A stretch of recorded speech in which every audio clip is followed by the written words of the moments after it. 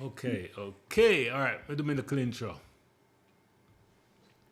Hi, this is Roger Smith, True Blue Lounge, and today I have a guest from Jamaica, Westmoreland, Jamaica, I should say. I'm trying to do something different, so as you can see, this is a live show. I'm putting myself out there. I'm going through, trying to do things that I haven't done before, and I hope you follow me on this journey. My guest today is Dr. Dubalok, and without further ado, I'm going to introduce the man to you. First, please subscribe to the channel because when I treat me bad.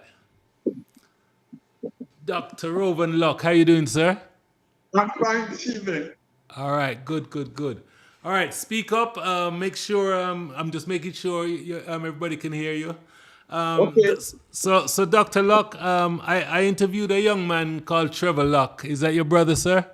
No, Pipe. No, it was my classmate at Mannings. We played soccer together. Okay. He's my cousin. We Oh, live in school and I live in Savalama. But all- we lived in school for 6 years together. Six, 7 years okay. together. Play soccer. Play Dr. Locke, can you move closer to the phone so I can hear you? You see me now? Yeah, but move your head a little bit down, a little further down, or tilt the phone up. Tilt the phone up so all of you is in. I want to make sure that your audio is good. Yeah. Okay. Yeah. So Dr. Locke, tell us Duba, they call me. Duba. Like, most people don't know as Duba. What can I call you? Just Duba? Duba, all right with you? Duba or Rovan or Doc. All right. Good. Or Elda. Later they come, you can call me Elda. Because I'm All right. 78 now. All right, Elder. All right. So when did you graduate, Mannings? 1966, June 6, 1966. Wow. That's beautiful. Long time that. So tell me something. What was the racial mix of Mannings like when you went there? It was half and half. It was about 600 students, about 285 boys, and the rest were girls. Okay. All right. So I'm trying to. So my format is a little bit to get to know you. So Okay. what I'm gonna do is I'm gonna ask some questions that will loosen you up a little bit, make you feel Yes, good. I'm relaxed, don't worry. All right. Are you relaxed? Okay. Good. So let's get the niceties out the way. So let me ask you: Are you a religious man, sir? Well, not really. I go to church, Anglican church, some of them are. But you're not religious. Well, no, I go to church. I believe in God and, the birth and death and so on. When you die, what do you think happens to you? I'm going to go to heaven Go do what? and drink milk and honey. Okay, that's good. I like that. Hey, this is gonna be fun. You're gonna go here. Do you want to be cremated or buried? No, buried. And why is that, sir? Because that's what that's what I've seen my parents and most of my friends. It's a new trend now with burning the body. I don't believe in that. Because last week I was at a church and I saw somebody, they buried the person. And I asked myself, now, when they bury the body now, how God going to talk to that person when a day comes? That's what my mind was thinking. So Duba, you really believe that there's gonna be a day that God will come and talk to you personal? Well, Come down a little bit, Dr. Locke. Yeah. Come down a little bit so we can see you. Yeah. I've been going through the same thought of mine. I've been troubled about that idea for a long time. Okay? That, after all the years you're on earth, you die, and then one day you're gonna meet God. You're gonna ask him questions and St. Peter and him. And then they decide to go to hell and heaven. Well, for the time being, let me accept that. Because I've been going through that acceptance for so long, all my life. And I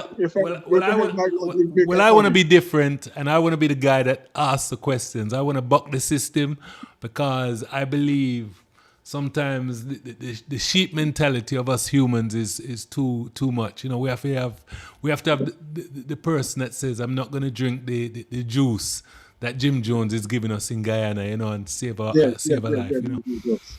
Okay, so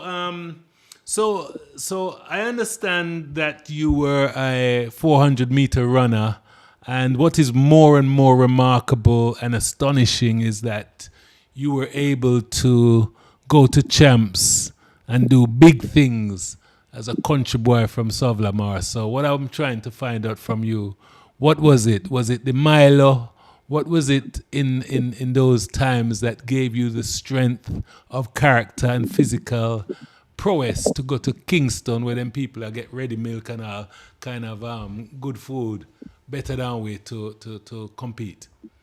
You know, the year when I won champs, I was fortunate to have a coach, Mr. Jim Morris. He was from Montreal, and he came to coach us. And I was lucky that I trained hard, followed his instructions, and I would have been surprised that I won the race. But when I went to Kingston, I knew I was in the top three in the country. Okay, but what is surprising to me is how important that race is to me, even now.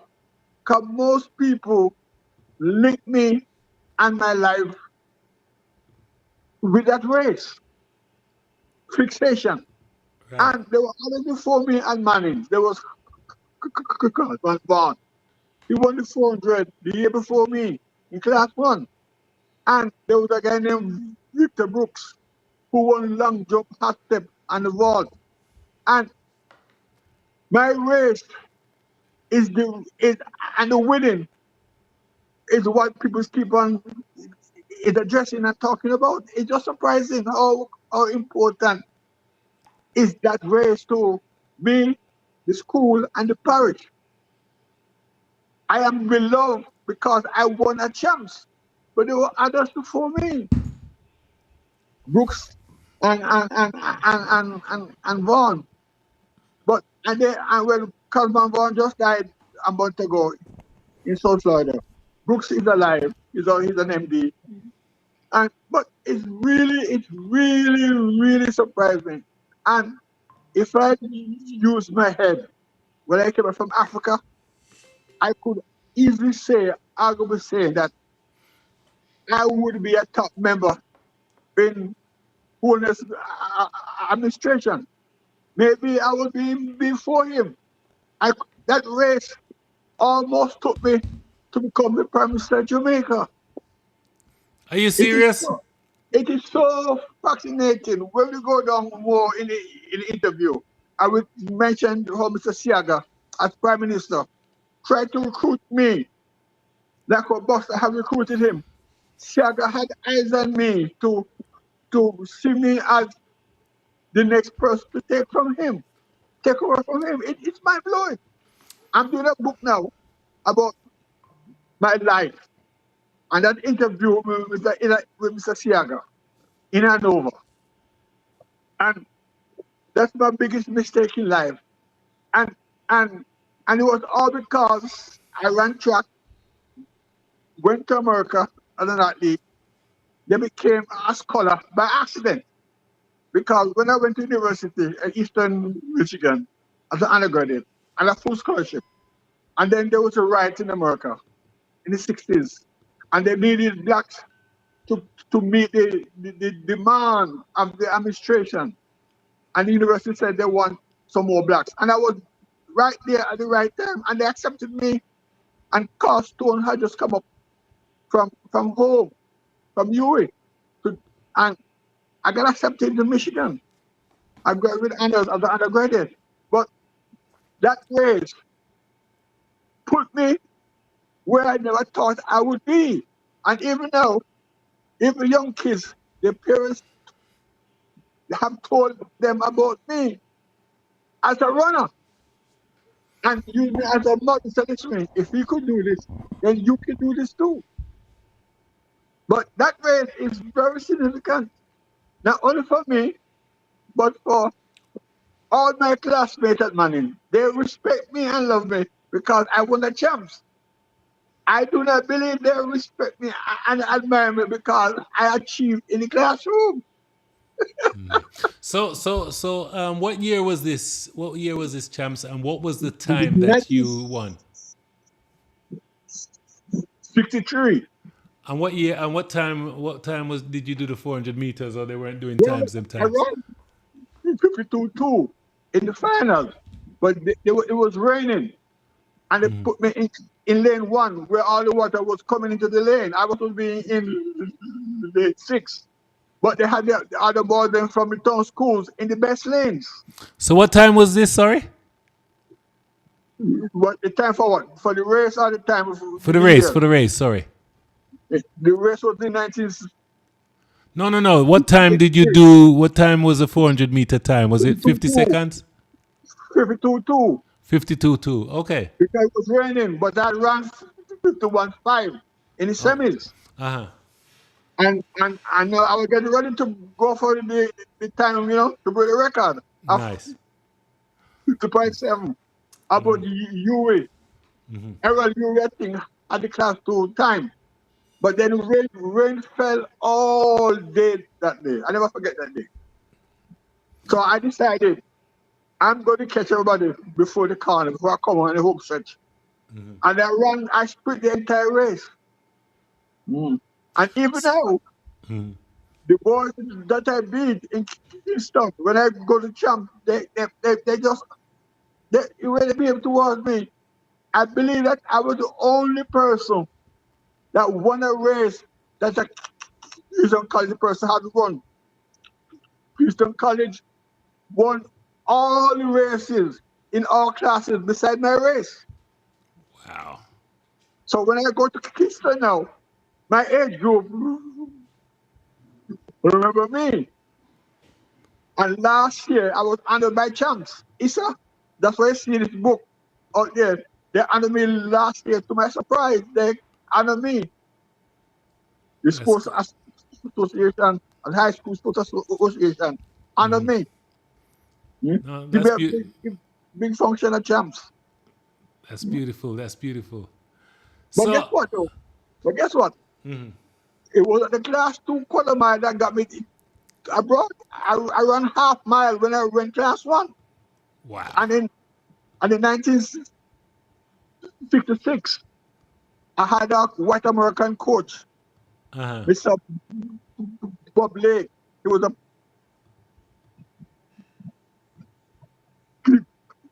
Peace Corps officer in Savlamar. Okay. And one day I got a message from him that he wanted to see me. He was teaching at another school about a half mile away.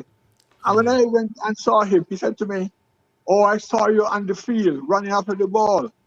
I want to coach you. I was a top athlete in Michigan State." Uh huh. I said, "I won the quarter mile 2 weeks ago." He said, "Well, okay." And he coached me and he promised me that if I come in the first three at champs in the class 1/2 mile, I will get to go abroad on a trust scholarship. Right. And the coach, he did that. Uh He had a friend who was coaching at the undergraduate school. When I left high school, I didn't know what I wanted to do. And then at the end of August, nothing going on, left high school, not working. And then one day my mother said, "Come around a friend's house." And said, "A mail came for me." When I went and got the mail, it was the form that said, "Rover Lack, you must be in America. And it's 7th of the next month. Full scholarship." Went to the embassy with my uncle, got my visa, and went away to Eastern Michigan University. That's about 9 miles from the University of Michigan. And after 4 years, I found the classroom work very easy because I was a good student at Mannings, good in history, and biology, and the work was easy. So I got almost all A's. I graduated with honors, and then getting ready to come home to Jamaica now, I went to a party and saw Carl Stone. First time I met him, he said that he just came up with the head of the department in the University of Michigan. I said, this can't be right. I'm right here, getting ready to go home, and they bring this guy up. So the Monday morning, I went up to campus, to the new campus, asked to see the head of the department. His name was Donald Stokes. He said, yo man, why you at my office all morning? I said, I met a fellow from my country, and he told me you brought him up. He said, yes, oh yes, called Stone. I said, yes. He said, what can I do for you? I said, I want to go to grad school. He said, okay, go across to the administration office and tell them that I sent you. And that's why I got accepted. I had no intention of going to do postgraduate work, to do graduate work. I was coming home. Yeah, and I spent 7 years at the University of Michigan, and I enjoyed it. I taught in the African American Studies department my first year in graduate school, and I taught about the Black American experience. In fact, I would say, expert in the Black American experience from slavery until now. Let me stop. Let me stop you, Doctor Locke. Let me stop you quickly. Sorry, my mic was bad. So I want to take you back. I'm going to go back to why you were able to talk about the Black American experience. But so let me ask you this: when you graduated from Mannings as a track star, what was going on in your mind? And tell me, because remember, what I want is I want people that live in Savannah know about Mannings, knowing your athletic career. I want to know what's going on in your mind. Graduation have come up. You're taking your exams and all them thing there. Where is your mind at that time, and what are you There's my thinking about? plan was to go to Canada. My brother was there, right? My bigger brother was there. Or to go to Frome and work as what they call a bench PMS. Frome Estate used to hire the top athletes from Mannings and give them jobs when they finish school.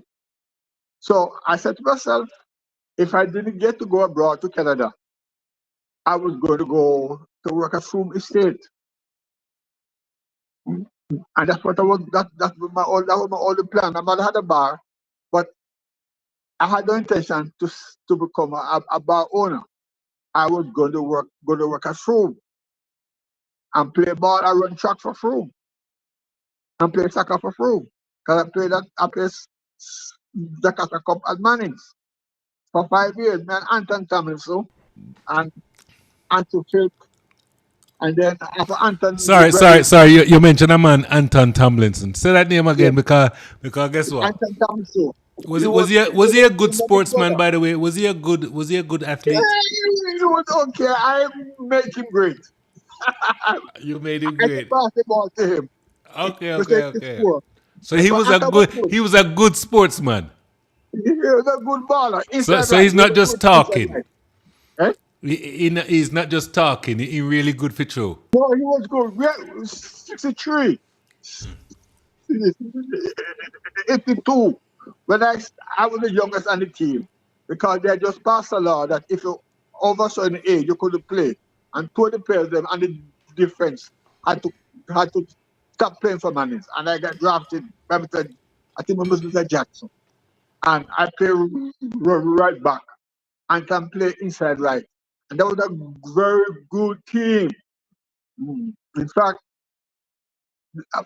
at least half of us are alive. Me, Anton, and a few others. Then after Anton left now, Pike Lock, that other team with me and Pike Lock and Brooks and Levy, we I believe the team after Anton is the best team ever that ever played for Mannings. So sports was at that time at Mannings and in Jamaica, Coward College and Monroe and Manning, they were the three top schools playing soccer. But Manning never could beat Coward College. So Coward used to beat us. But from Anton time until my time, that started to change. Because Manning used to get all 7 love before Anton time. 6 and 7. They come with 7 Manning. And the whole town embarrassed. And so by the time of Anton and Ansel Philp and Bunny Mary and his brother Mikey Mary, Bunny was the captain. And I think what Hoop Turner was in goal. And I was right back. We started to take the sport of soccer very seriously because it's a matter of pride. Pride for the school and pride for the town and pride for the parish. We don't want to let Cowell give us no 7 love again. So how were you able to do this with just Sosa pride? With no, Well, did you have yeah, coaching? we have Mr. Jackson, where that guy taught English, Howard Jackson. Went to UWI, we went to Mannings, then he went to UWI, came back, taught English, because he taught me English too. And he used to use his income, his little salary, and take care of the basic needs of the team.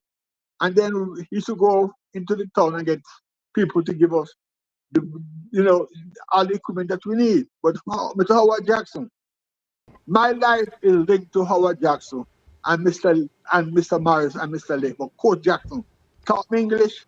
He taught me how to write, and he was a very good English teacher. Breezy, they called him Breezy because he was so small. And it is said that one day he was coming to school, and there was a breeze blowing, and the breeze make him fall upon the ground, pick him down. So they called him Breezy Jackson. And then he came back later on, about 4 years afterwards, and became headmaster. He was the coach that coached the girls' team to that won the girls' team 3 times. So when you talk about me, I want to know about me. You have to know about Anton and that team in soccer. And you have to know about Mr. Jackson is a name that everybody in my time knew and respected because he had that thing going for the girls' team. You see a girl walking on in at break time, and he just said to that girl, "Hey, this evening we can't go home early. You got to come and practice to do track." And he built the track team just by that that kind of attitude. In terms of us now, that Jackson, he was the first coach in Mannings that insisted that we practice every day in the summer from school over in June. We don't stop. We don't practice until the first match at the end of August. Jackie have practice 2 times a day, and also too, our parents. Man wasn't that poor. Our parents came in and bought us our boots and our shorts, and we get our socks from the school. So Howard Jackson is to me is a great man. I owe most of my achievement in life to him because I remember I got I got that held back. I just decided that well, I'm going to spend an extra year in Mannings. I want to go to Alabama. I want to leave Mannings after I won champs to go to. Herbert Kennedy wanted me up in Kingston at his school in Calabar. But my headmaster, Aaron Nicholson, he refused to give me to sign the documents for me to leave, for my transfer. So I stayed that extra year. And Mr. Jackson, he saw something that I didn't see in myself.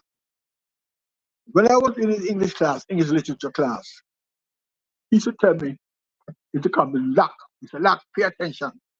And he used to make sure that I do his did his homework. And I never forgot it. When we took GCE, before we took the exam, he told me, "Look, you know something? You are the best in the class." Now, that really blew my mind. Because I was a history major. I love history. I said, "Mr. Jackson, I can't coach." I said, "Coach," he said, "No, Duba. No, don't joke with this thing. Forget about the track thing in your head. We talk about going to university." I said, "No, Mr. Jackson, I want to do school." And after the exam in literature, as soon as we came out of the exam room, he came to me. Everybody else was coming out of the classroom, and he told me questions that came on the exam paper.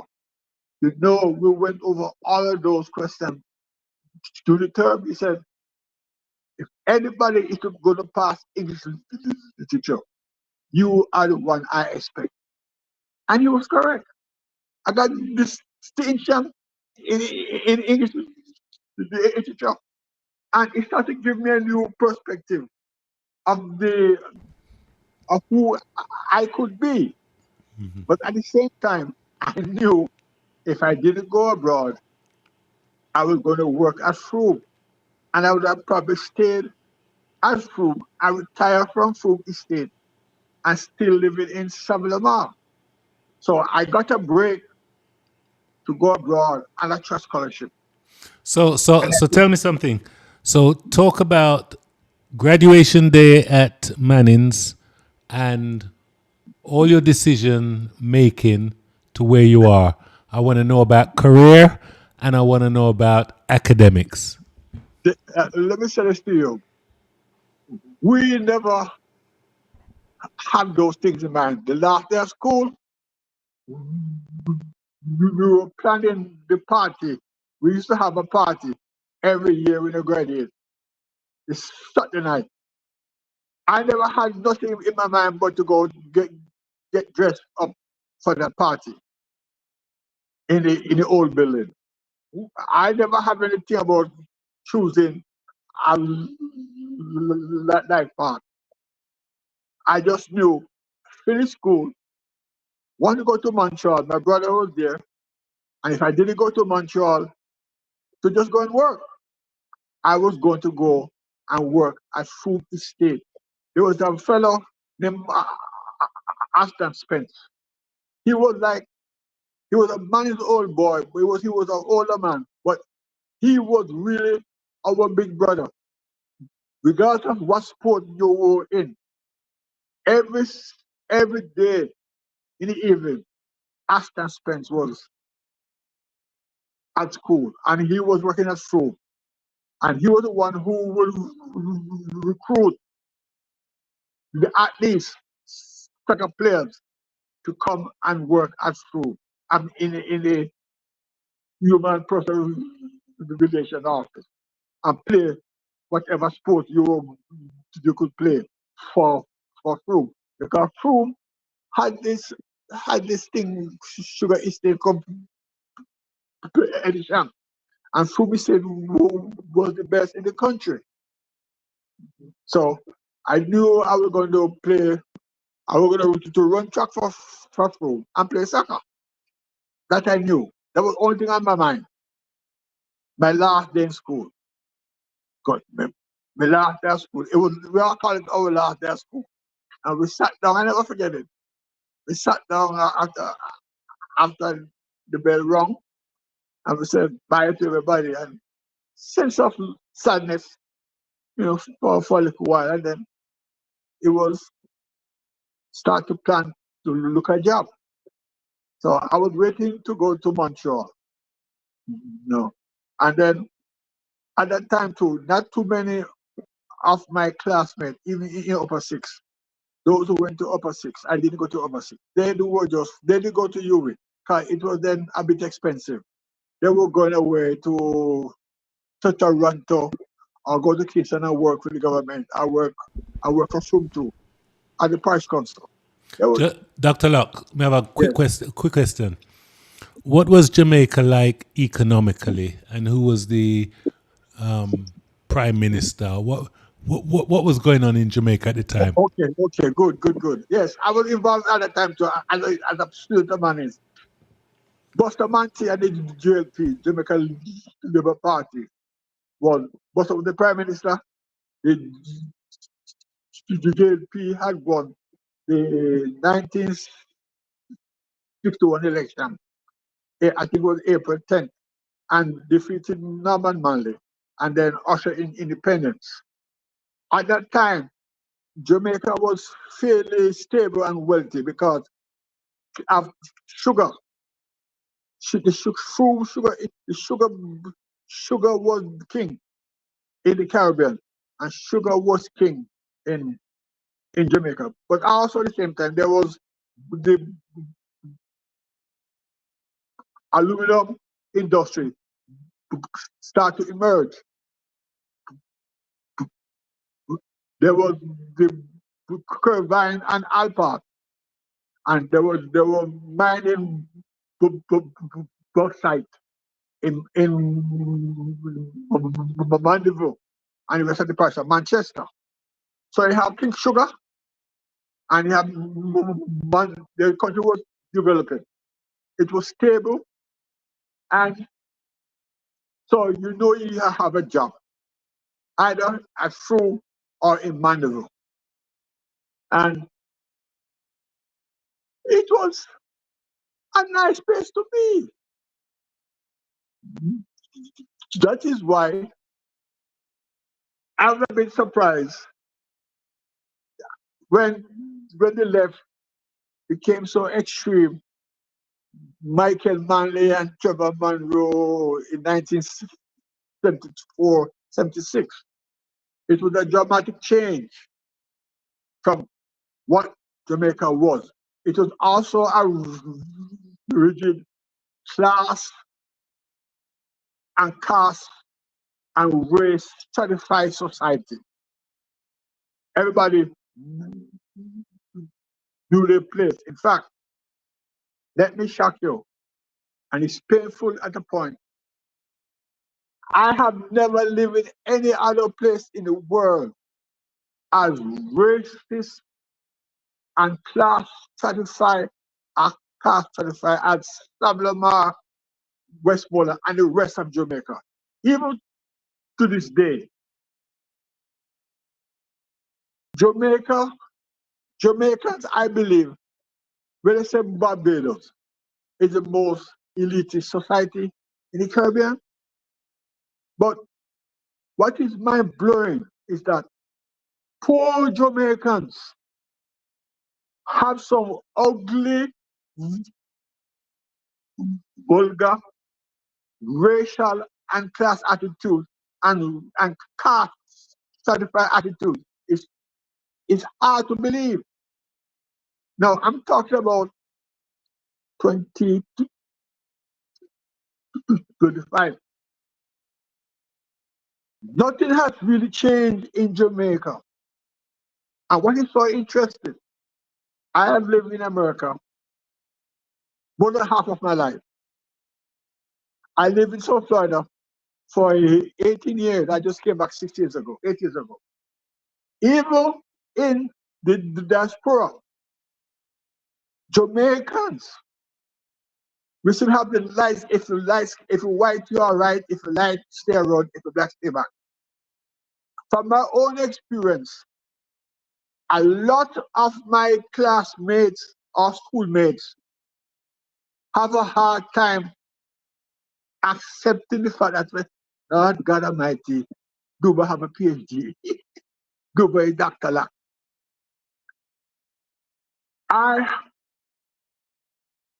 One of the most disappointing aspects of my life is that I have never come across a group of people as class conscious and racially conscious as we are. And I live in America for more than 45 years. I grew up in a racist society. Trump to me no accident. Trump is an inevitability. If you look at the history of America, Trump is no accident. You know, tomorrow is the Prime Minister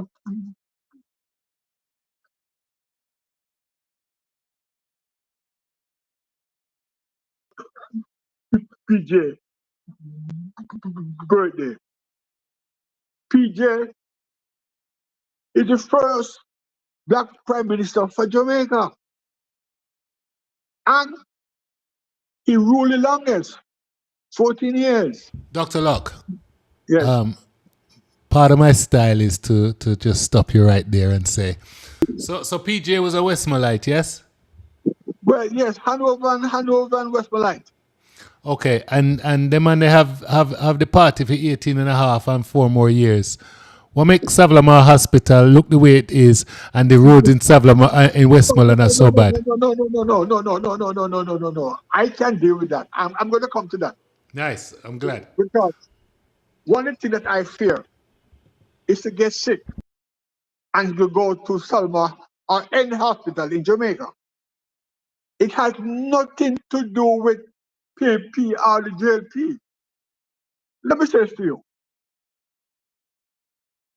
We have been, and I'm a political scientist now, not Dubala. We have been unfair to those who have led us in the past and even now.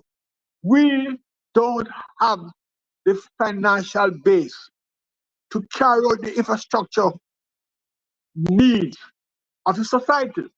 And bear in mind, King Sugar through Britain, States and Life, ran Jamaica. The bauxite company was based in Mandeville and in Clarendon. And like the rest of the third world in Africa, the raw resources, they took it, they extracted, and they mined it elsewhere. So, and then take the brown sugar. Take sugar, for example. My father worked on the waterfront when I was a kid. He worked on the boat to take the sugar from the wharf to the ship a mile away.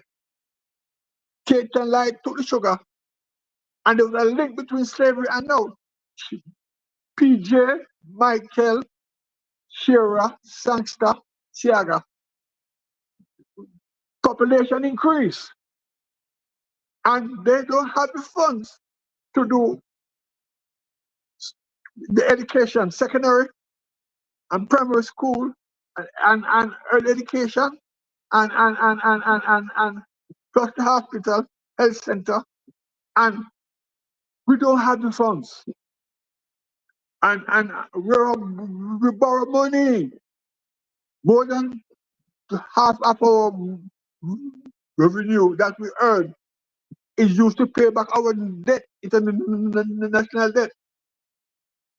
So we get confused about why Jamaica have the money. No, we don't have the money. I'm talking to you now as a Jamaican who lived there for the past 8 years. And I've analyzed the society. We do not have the money. And we cannot see Jamaica through European or American eyes. We are a third world country. I live in Africa for 3 years, in Nigeria. I studied in Eastern Africa. I was one of the few Jamaicans as a student that traveled and studied in Africa. Nigeria with oil, and it's unbelievable and scary if you see the hospitals in Africa with the population growth. And for example, take Jamaica. We are one of the top countries for foreign exchange flight. There's a large group of Jamaicans that study abroad. The parents send them up to school, even high school and college abroad. We have Jamaicans working in the government service and their kids abroad. We have, and then you see the lifestyle that they live. You come to Jamaica and you go to Beverly Hills, Cherry Garden, White House where Anton, my friend, live, and Victor Lowe live. You'll be shocked at the houses that they live in. You think that you're somewhere else. There's a group of diaspora Jamaicans who are now returning home up in White House. And Anton could tell you, I have a very close friend, Victor Lowe. My closest friend in life. Knew from a child, 3 boy, the boy have money. And it's clean money, and he live well. Have a nice house. He said Anton in White House. But then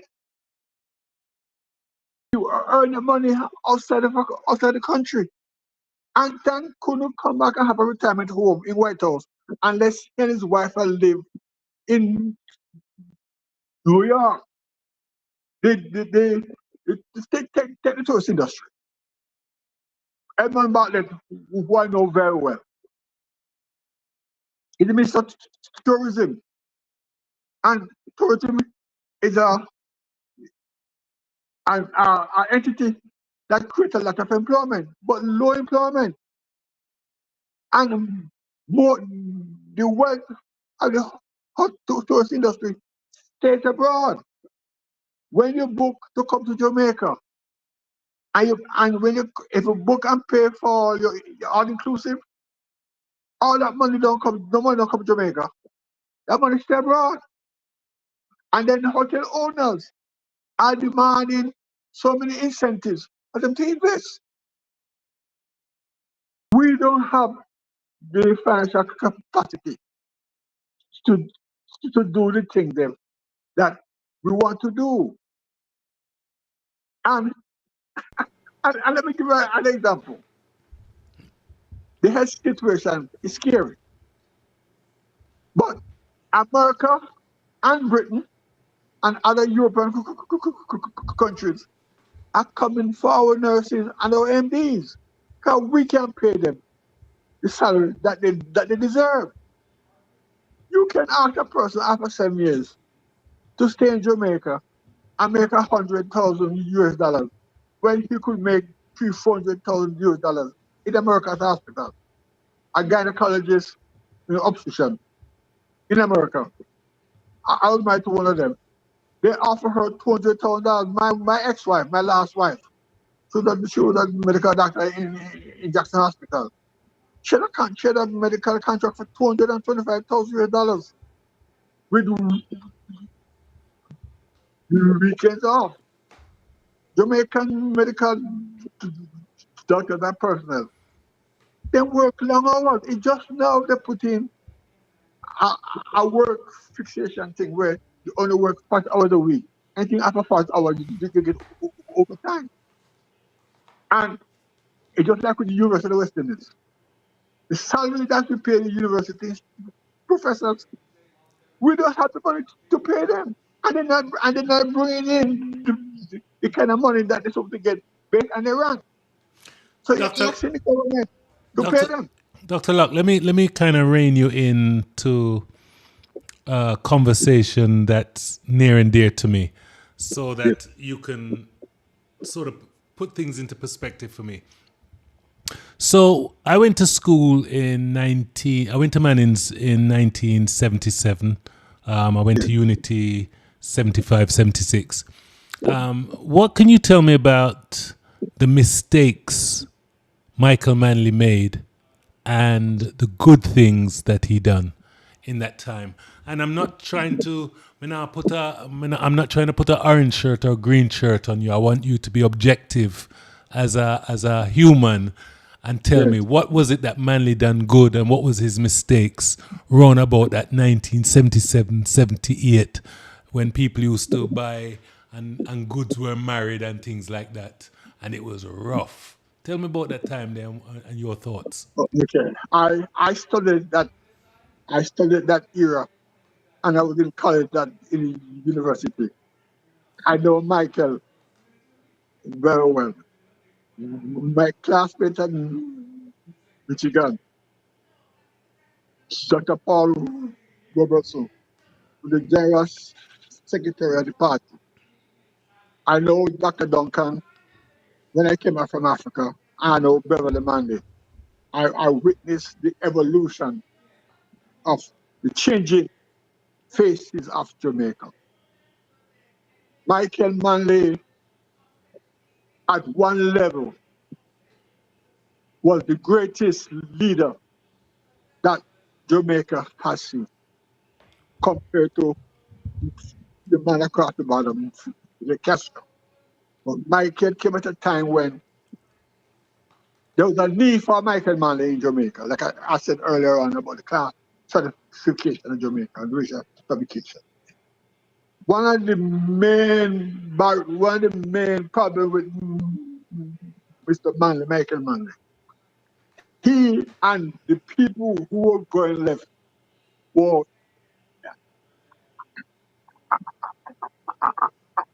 on the side leftists. They studied in England. They don't understand the monster called America. And Jamaica is too close to America. And Michael Manning was very, very lucky that when he went left, that Jimmy Carter was the president, not Ronald Reagan or Nixon, Richard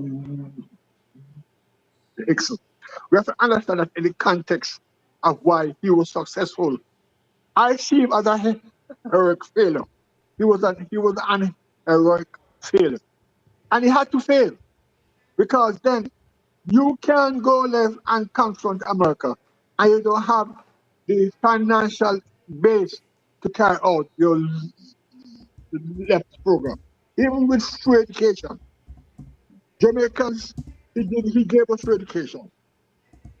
But it was a good decision on his part. But financially, it was a terrible decision. And it led to the feud and the war between him and the David Ford. Now, America never overreacted to Michael Manley. And Michael was not a person who understood how the Oval Office and the State Department work or operate.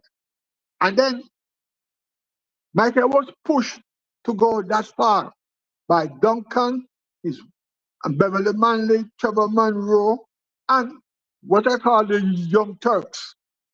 Those who born in middle class homes start to smoke the ganja and listen to Bob Marley and reggae music and want what I mean call class suicide. They were engaging in finding themselves, a new class, a new personality. They grew up in the hills, Beverly Hills, Cherry Garden, middle class, upper class homes. Went to Jamaica College, Georges, go to St. Hilda's, St. Hughes, and because of the Black American experience, they say, Lord, I'm black and I'm proud. And then Bob Marley, yes, my friend, my good friend, they set me free again. Bob Marley and Peter Tosh and the reggae music. Even 72, when they won the election, PJ Posey was in charge of the campaign for Michael Manley. The slogan was better must come. And they used that song, better must come. But they didn't have the financial basis for that. And then at the same time, they were pushing a transformation of Jamaica. What Michael became an enemy to his own class that he came from, because the people who were part of the people after party, they were the most elitist and class stratified in our society. Then and now. So Michael was cutting at them. Michael got too close to them and they ran away. It's so interesting to see. So, answer me this. I know even now that the PNP are, the lawyers and the people supposedly with the brains. So why is it that for some reason there's this narrative that they're for poor people? What is that about when it was Edward Seaga that went to Backawal and lived with the real suffering black people, even though he was a white American, gave up his citizenship to live like a Jamaican? Talk to me, sir. Yeah. What Michael did was that he broke from his class. His father was the most elitist person in society, him and his wife.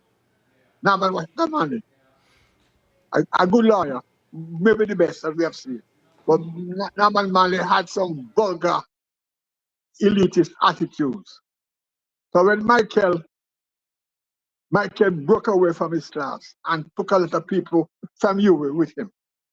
He even married black after Siaga had married black long ago with Mr. Constantine. They had a good public relation team. And one of the reasons why the people, National Michael Party, People's Party, have been seen in that context is because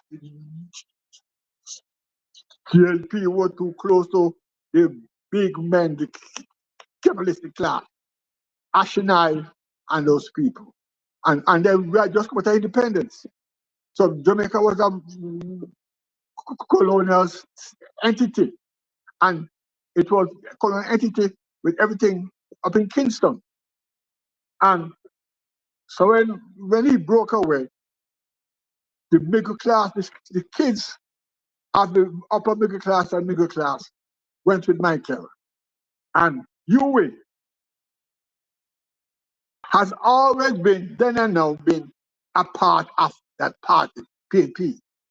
Because since Norman Manley's time, they pushed that trick as far as the narrative that Buster could not read nor write. And let me even shock you. Norman Manley, uncomfortable as it can be, because I respect him, I admire him, he was the one that entrenched the class and racial division in Jamaica. Because we still say it in Jamaica, even in Central Westmoreland, which is a stronger base, one of the strongest countries until the last election for the party. They have a saying in Jamaica, if you belong to the JLP, you're a dirty nigger. Dirty nigger. It's still a part of our lifestyle and attitude that if you belong to the JLP, right, you as the masses, you're not upper class, you don't have the right traits for the society. So what you have is an enigma in an enigma. You have the PNP going left. At the same time, the base is entrenched middle class. And that is why Portia Simpson and it's a problem to them because they were still shocked. They're still shocked. They're slowly overcoming it. That Portia, a poor black girl, became the leader and the prime minister of Jamaica.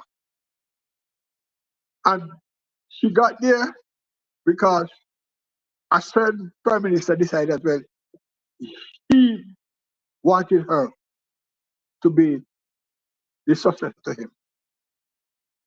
So this society, the next election is coming up in the next 6 months or so. And it is so interesting that both Mark Golding and Andrew Holness share the same ideology now. Capitalism is the order of the day. But Mark Golding is still trying once in a while to become again the Michael Mann of Jamaica. He'll get himself into, he feel that well he had to do that to get the voters. And the Jamaicans who are going to vote for Mark Golding, they expect him to go left like Michael Manley and he will get in trouble. Because Donald Trump is not going to allow no leftist regime in Jamaica. But isn't Marky G more of a Tapanaris type Mm. conservative capitalist?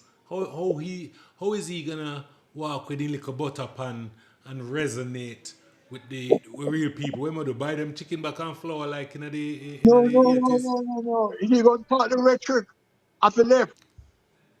And at the same time, what was ironic? Mark Golding is like Shirley Ramaphosa in South Africa. Peter Bunting is like Shirley Ramaphosa in South Africa. It is so ironic that Mark Golding is one of the richest men in Jamaica, leading a party which said they're the leftists. That's a super case of irony.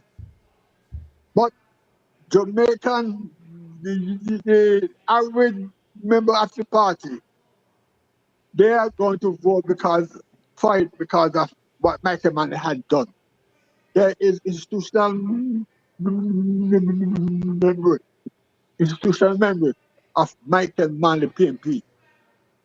So, and they don't like, Jamaicans don't like when the JLP is at Jamaica House because they don't think that the right personality, the elite, the right elite, they don't see Andrew Holness as the right person for the part, for the government, for the Jamaican society, because he's not an intellectual.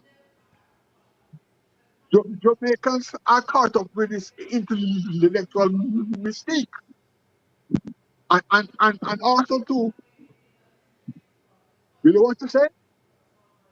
But Jamaicans, even the average black man out there, they have this idea that a white man or a high-skinned yellow man took the layers. That's why I was saying from earlier, I stop me. EJ Palliser is the least loved prime minister in the history of Jamaica because he's black and he comes from country. Although he was well educated, learned of economics, as a lawyer, went to UWI, English graduate, because of his skin color, the even us as journalists won't allow him, won't give him the breaks that we give Michael Manley. Or even Being objective, being objective. I'm going back to the 18 and a half and 4 more years. He had the country for a long time. Westmoreland was his garrison, and I'm being Roger here. This is my style, Dr. Locke. So work with me here. I feel me style this. The man have the place for 18 and a half years. Westmoreland a theme garrison. What make the road them so bad, the infrastructure so bad, and the hospital so bad? What did he do? well, let me full disclosure. I work as one of PJ closest advisor from 94 until 98. The roads are not PJ's creation. So erase that from your memory.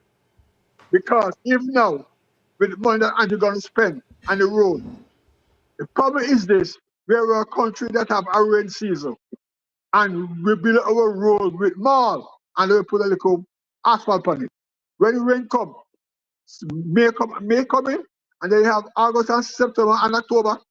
When the rain come on, and Grangeville and Westmoreland, you were here in some of the mall, you know when the rain come, hard. No, so the road is not the problem. No, the hospital again. You're going back to that. You know, for example, the indigenous emerging black Echo Clark carry PJ wide. First time black man get a chance to hold power and hold money, they rob themselves and put the country in serious financial strain. Remember what happened to Jamaica and him, PJ? Yes, yes, The yes. bankers, the black bankers, and Paul Chen Young took the black people deposit the money for their own. I told Paul Chen Young, I was one of his advisors. After Paul Chen Young, you can't take poor people money and buy hotel, buy Holiday Inn. And at a conference in South Florida, in Miami, he tried to embarrass me. He said, Dr. Locke, you're not a banker. 5 years afterwards, I submit the function. He said, Doc Rovan, I have to apologize to you. Paul Chen Young took the people's money, deposited money, and do his own business. So you have don't blame PJ. Blame the people who got the opportunity to financially empower themselves and the people around them, and they only enrich themselves. Crawford. So are you saying to me that the 18 and a half years and the 4 more that the PMP had power and Westmoreland being their garrison, they couldn't do any better than they did? Is that what you're saying to me? That's what I'm saying. Let me give you an example. I remember when the Prime Minister then, PJ, announced that he's going to give water. He's going to take water from he's going to take water up to his constituency, up in Darlington. And the Jamaican press attack him. How he going to spend money, $2 billion to bring water from up to Darlington? And he called for a press conference in Mobay. I was at the press conference, and PJ came with all the charts to justify his behavior to give water from in his constituency. And after he showed the map and explaining, nobody asked no question. He said to me, Dr. Locke, how come you not ask any question? And the next fellow, baby, said, Mr. Prime Minister, you are doing something good. What should we attack you for that? And PJ said to us, he said, I'm going to hold you all in confidence. He said, when Michael Manley was the Prime Minister, he, as a member of Parliament, could not tell Michael, say, he want to put water up a Darlington. That's what PJ told us that. So you must broaden your lens when you try to deal with West Poland. Listen to me. It's a big country. That may shock you, because I agree with you. You know what is mind blowing for me as a Jamaican? It's how so many places don't have the water. It blows my mind that there's so many places in Jamaica that people still have get my mind time if you catch water. One of the greatest things that ever happened to me is that I born in the Westmoreland. One of the most frightening experience for me is going to Nigeria and there's no water on campus. When I was at UWI, I taught there for 1 year, and the water cut off. And I was, man, it almost blew my mind. Light and water we have in central Westmoreland, and we have water in most places in Westmoreland. One of my biggest shocks in my life, going to be my ancestor, is that Jamaica is a land of wood and water. And even in the northeast, Portland, St. Thomas, Kingston, and St. Andrew, people don't know water. They just started working on getting water in St. Catherine. They're going to use the place name to hook up and see water to Kingston. The road. So was it? So was the PJ time? And help me understand. So I don't know. I'm asking you because you know. So was the PJ time so rough that paying bills was all that the money, the taxation, and everything that went on? Why there was not more money spent on infrastructure and Half and of and healthcare? property taxes, half of the property taxes go to Kingston to add for the supplementary budget. Jamaica does not create enough revenue to take care of the infrastructure needs of hospitals, health centers, and even schools. So we must understand that this is a third world country. So let me ask you this then. When you look at the trajectory of Jamaica today, are you happy with what you're seeing? No, but let me tell you something. Let me tell you something. I get away with that question. You know, if the car centers hadn't come to Jamaica and the tourist industry wasn't here, there would be a whole lot of unemployment and a whole lot of uprising and more crime. Listen to me. Take the hotel industry. They're paying the workers, the hotel owners, them. Dr. Locke, Two, move in front of the camera a little bit. yeah, Yeah, there you go, there you go. the hotel owners are paying the workers them $2 an hour, three Jamaican dollars an hour. Okay, it's a crime, but they but they did not say anything. That is a criminal action by the people who are making so much money out of the tourist industry, right? And they're not saying that well. At the end of each tourist season, the hotel owners should give at least 5% of their net profit to the workers. And then they have the workers demand contract, every 3 month contract. After 3 months, they lay them off for 2 weeks and then they call them back. So they don't get nothing, no pension and nothing. Right? The call center too. The call center is a life saving is a life saving decision. And the employers, because we tell something, there are these 70,000 young people working 24/7 in those call centers.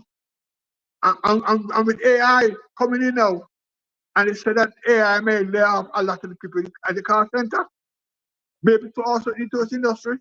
If AI does that, then there's gonna be some serious problem in Jamaica. Let me tell you one problem, right, with the Jamaican political elite. They go to university and they don't look at what happened around them abroad. And those who study at UWI, it's a waste of time. They can't, nobody go to UWI. And most of our prime ministers in the Caribbean, except Mr. Siaga, study at UWI. How come we are so close to North America and we don't have a car industrial plant, our car part industry in Jamaica? Nobody has put us forward. 62 years of independence. You know why? Because most of the people in the cabinet studied at UWI or in England, right? Now, Mr. Siaga studied in America, but he, when he got there, he had so much things to do to bring back the country. And the money that he got, there was not even enough because man had the people, the flight and the money, flight the capital, backed up Jamaica. And they still the flight of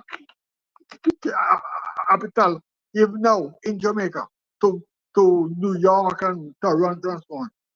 So it is frightening because it is hard to be a member of, in the government, in parliament and so on, because you don't have the resources to meet the expectation of the voters.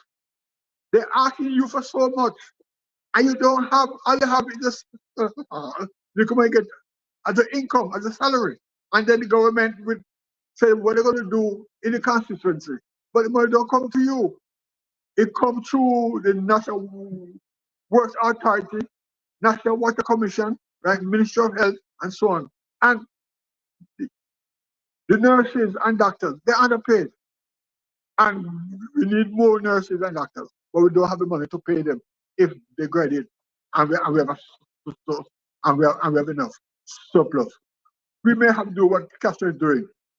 Start to train nurses and doctors to export them and get a part of their salary. Because this way, if AI negatively impact the BPO slash car centers, there could be a lot of youth unemployment. The car center and the tourist industry have saved Jamaica from a frightening economic underdevelopment and starvation. The guy who lives below me here, he makes $20,000 a week. He works at the hotel in and over. He brings home $20,000 a week. He's renting $75,000 a month in the condominium complex where we live. So, and the hotels refuse to pay more. And they're bringing more hotels into the country. And nobody is raising the issue. Why we don't let the hotel owners pay more to the workers? So we don't have the financial base. What is going to happen to America when it's tariff with Trump? It's the same thing will happen in Jamaica. If the car centers are closed down and AI takes away a 1/3 of the jobs which are not available. The hotel industry, there's a lot of anger by the young people. And what is ironic, and you need to know this, in this election, what going to save Andrew Holness and allow him to go back? Because most of the hotel workers don't have no card to vote. They're not going to vote. They don't register to vote. So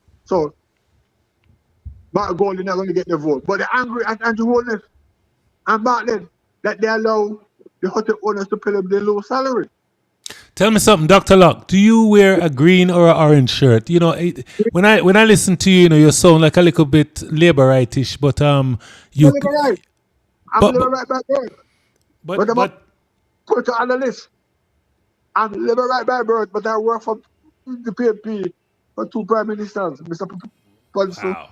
and Miss P. Pusha, I was part of a campaign. So Pusha City so campaign. so I need to draw from you with your wealth of knowledge here. So when you see the trajectory of the company now, Mr. Clark gone to in big job in the IMF and all them thing there, and you see the fiscal space that's been spoken about and the houses built for the 1 and 2 older people and people get jackass when they ask for it on the TV and all them something there.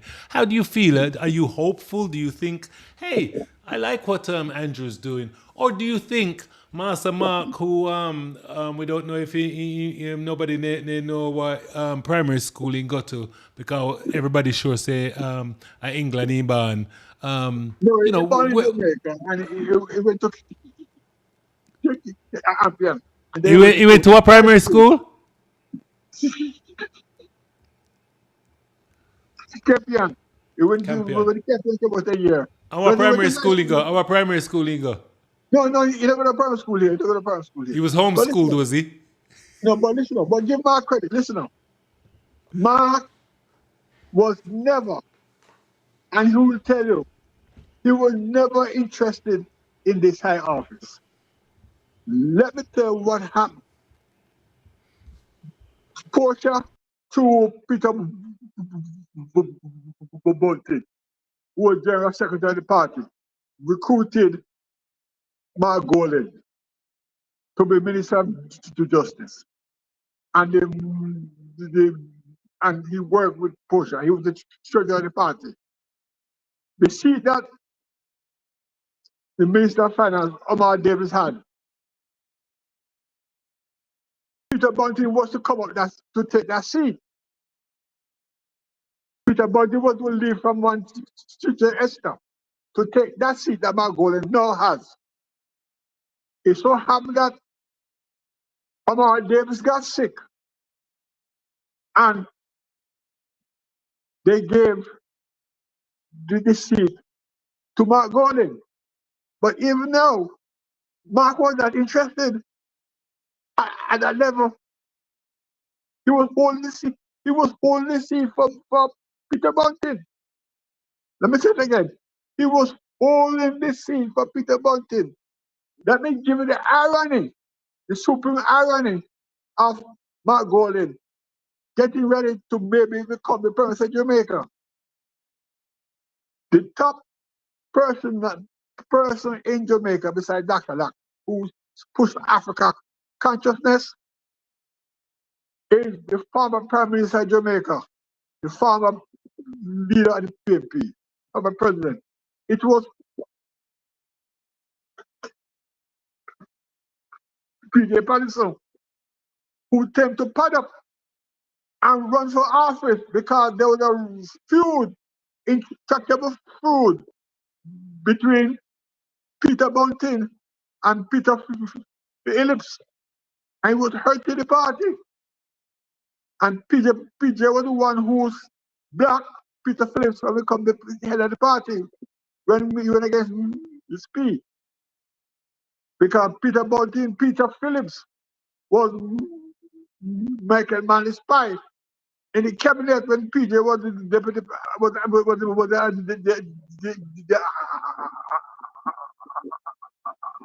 acting prime minister.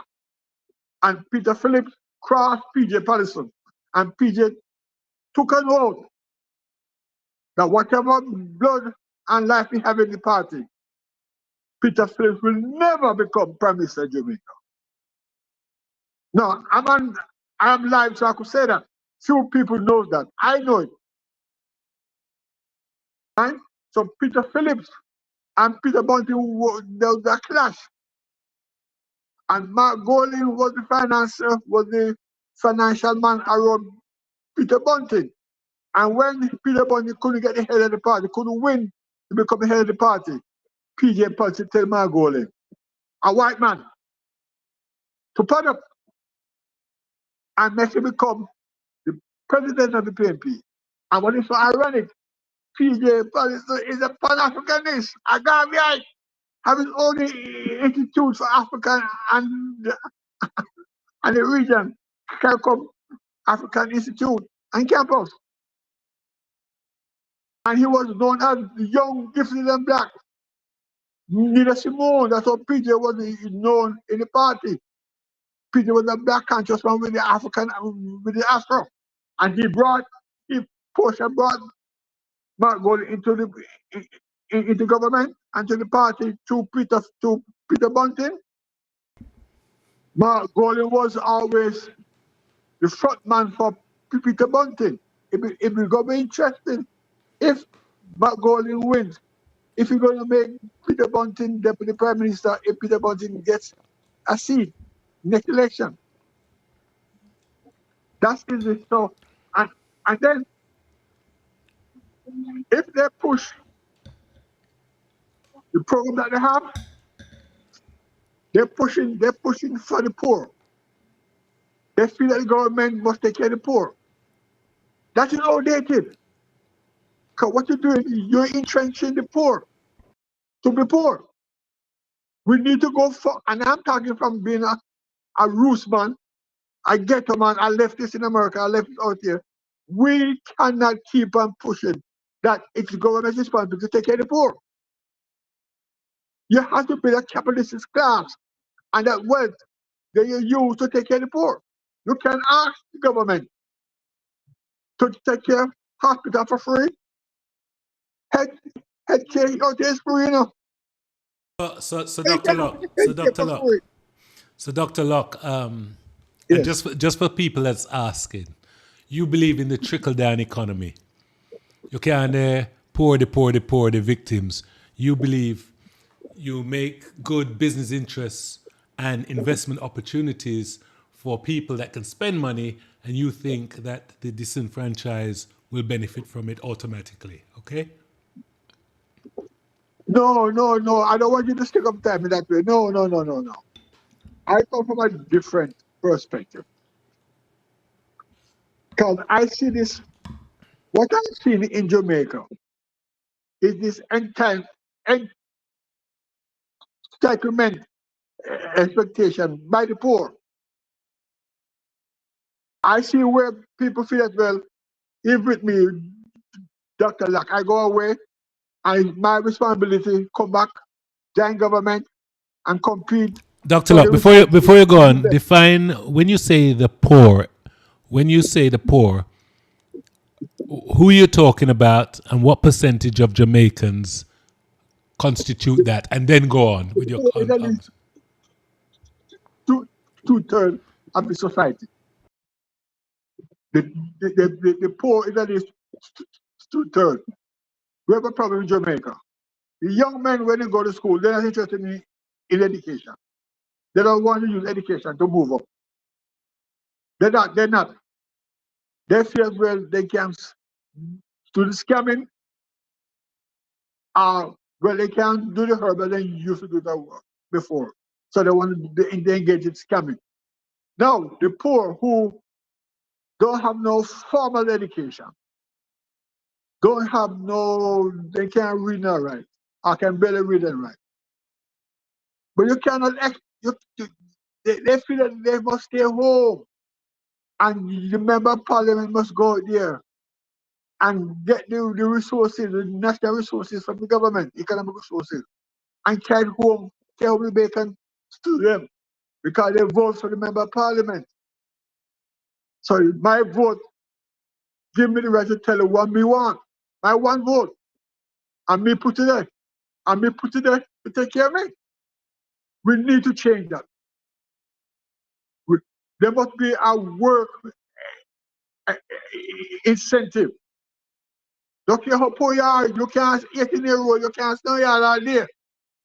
And then the government need to create opportunities, job opportunities.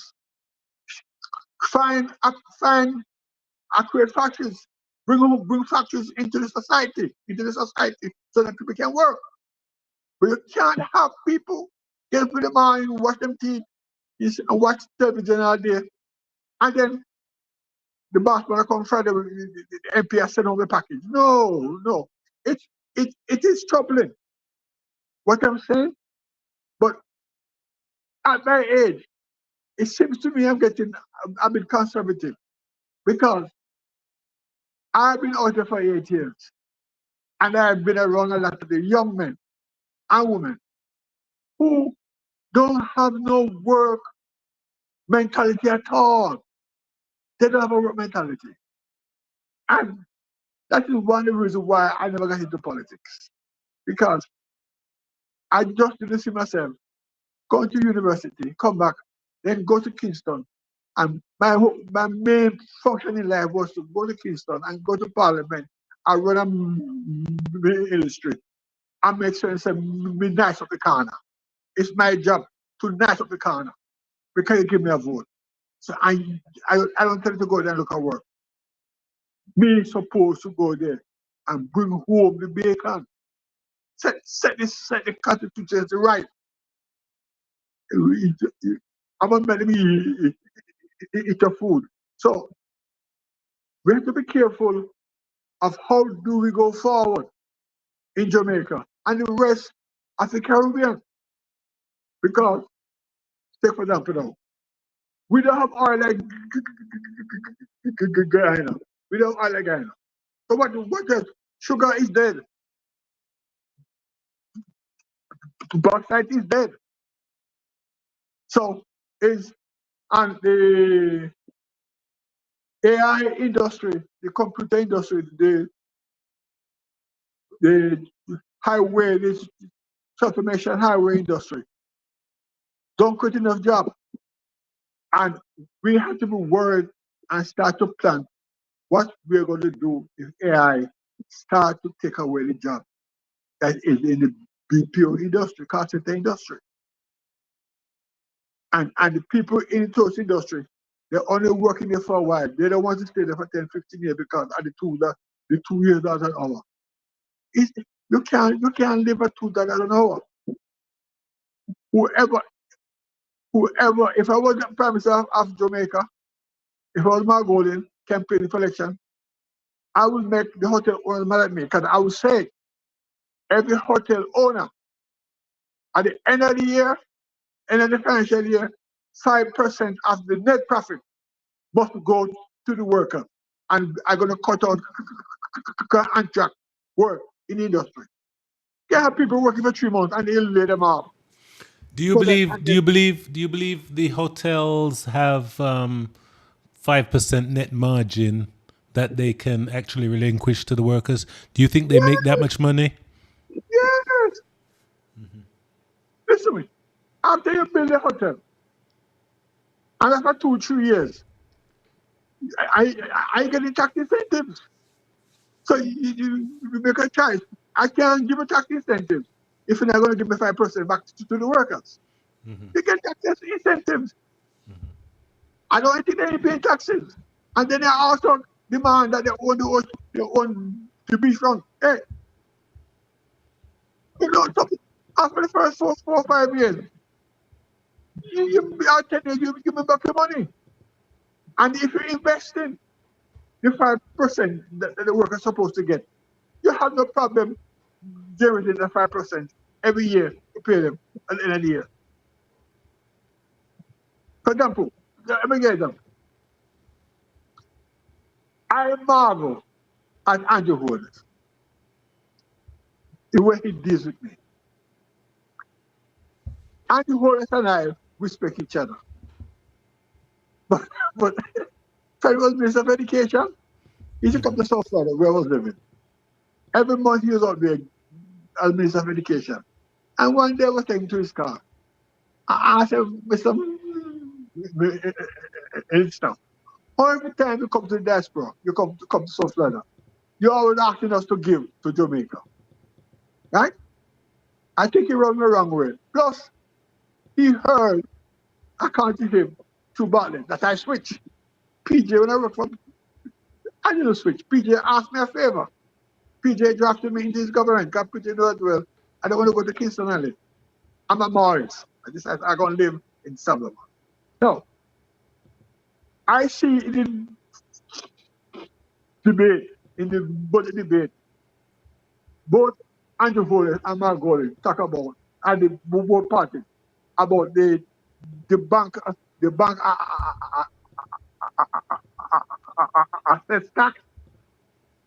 They want to stop that. No.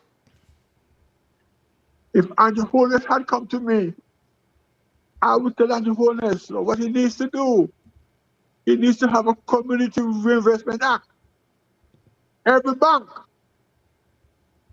should give back 1% every year at a profit at the end of the financial year. Because most of the banks are located in the main towns, beside the ghettos. So in America, you're up in Texas, you know that CRA, every bank has to give back a certain amount to the county to do infrastructure work. You have banks out there, NCP, Nova Scotia, taking money, go to Toronto, the profit goes to Toronto. Nova Scotia making billions of dollars every year. $12 billion made profit last year. $12 billion. They make, in the past 2 years, every year they make $12 billion net profit. Go to Canada. So you don't have people with vision. You don't have people in government. Well, the banks have also marketed the government and the opposition by they make sure they get the money during election time. They give the money so they can go there and do the thing. But they're not sitting down with the bank owners and say, listen, man, going forward, the bank is making too much money. So we have to do this thing now. It's Community Reinvestment Act. No, Andrew has not sat down with me in the past 8 years out here and said, Doc, what are some of the ideas you have for the society? He had not drafted me. Because according to him, I switched 12 years ago, 20 years ago. PJ, I work on PJ. I'm the man live right. No. And plus two, he knows what kind of person I am. I'm very upfront. I'm very outspoken. I'm very honest. I in a sense, I see the same crisis that you see with the society, but I have a problem now with the poor. The entitlement thing is bothersome. So, so, um, so it's really hard. So for me, I don't lean left or right because I don't. I like to feel that the Babylon system is a fraud. I don't believe there's a right or wrong way. I believe there's mixtures of things. I don't believe there's left and right. I think there's varying shades of gray. Yes. Looking at the shirt you have on, me see a lot of green, but me can't see no orange on it. So do No, you it lean? is a corner. You lean any way, or are sometimes you hear Andrew Here, say I some can say things? loud and clear. This election, I'm going to vote for George White, JP, about Parliament. I cannot vote for Vaz, Dwayne Vaz, the former MP of the constituency, because I was here when he was member of Parliament. He did nothing. So I'm voting for the Jamaica Labour Party in Central Westmoreland. He done nothing, or he wasn't able to do anything, and I'm just giving him a No, chance. he done nothing Why do you think he done nothing? because I observed him. I know we have a girlfriend, and the girlfriend lived close by me, and he was here all the time. We spoke. Up to this day, my road hasn't been fixed. I have a problem with George Wright, but give him credit. Him out there looking out for the people them in his constituency. He's available and he works hard. But and two, I have a hard time with Mark Golden as a white man. I don't think a white man should rule my country. Unapologetically, I can say it. Were you okay with I have a Siaga? hard time. Were you okay with Siaga? Yes, yes. And that's a good Was he question to was ask me. was he not Because I think, Caucasian, and wasn't Michael Manley Caucasian? yes, but through that trans class and trans race man. Siaga marry a black woman. Siaga, in a sense, came with the have and have no speech. Siaga brought home everybody. Siaga, in a sense, down back a wall and said poor people can't live so and create a valley. A man birth is accident. But how you work with your skin color and your attitude, Mark is just coming and go now. Like I said to you earlier, Mark was not. Mark is a banker. That's where he's comfortable. He was just holding the seat in where Omar Davis was for Peter Bunting. And then Omar got sick and I had to resign from the seat and he had to go in that seat. But Mark Golden still had even until Mark Golden became the head of the party, Peter Bunting thought that when he was going to become head of the party and then take the seat from Mark Golden. Okay. Mark Golden need to do that. Dr. Locke, Mark, I want to pivot a little bit from this this line of questioning. But I'm gonna allow you. So if you were to mark the X today, you're gonna mark it beside the bell, yeah, and you like the trajectory of what things are happening and going on at the moment, correct? yeah, so far. Okay. No, that's good. What I wanted to ask you, and the reason I wanted to, and we're gonna go back a little bit. I want to, because there's people that are watching and there may be even kids, I want you to repeat or even tell us a little bit more what Manning School athletics done for you as a human being and for the trajectory in your life. And also, I would like you to touch on the fact that maybe the alumni may need to step up to help different silos to get to greatness. The D Cup team, the Costa Cup team, and athletics and other things that aren't doing so well. Go ahead, sir. Mannings Athletics opened the gates for me in so many opportunities in life. Because I never had no idea that there was so much opportunities out there once you get abroad. I knew without athletics, I would not be the person I am today because I would have gone to Canada and took a job. If I stayed in Jamaica, I would have gone to food estate and be an ordinary worker in the chemistry department or testing the sugar. Athletics, in a sense, is a is is two sides. It comes with academics, and athletics give you the self confidence to do well in the classroom. Because once, like in my case, sports day, when I see 5 or 6 other members, like other runners in my league, and want to be in my class, never beat them on the track. If I can beat it in the track, there must be a way I can beat it in the class. And so athletics in a sense get you ready, give you this sense of confidence and give you a reason to be at school. It also gives an opportunity as a high school student to meet other athletes from other schools, boys and girls. In my case, I came from downtown Alumni. I was in the ghetto. I was right and going down the street. Hey, But can you tell us exactly down to the lamppost that you lived at? Which part of Savlamar you come from? we passed back in Nova Scotia. When you pass back in Nova Scotia and go down the street, the next corner is where I live. Green Street.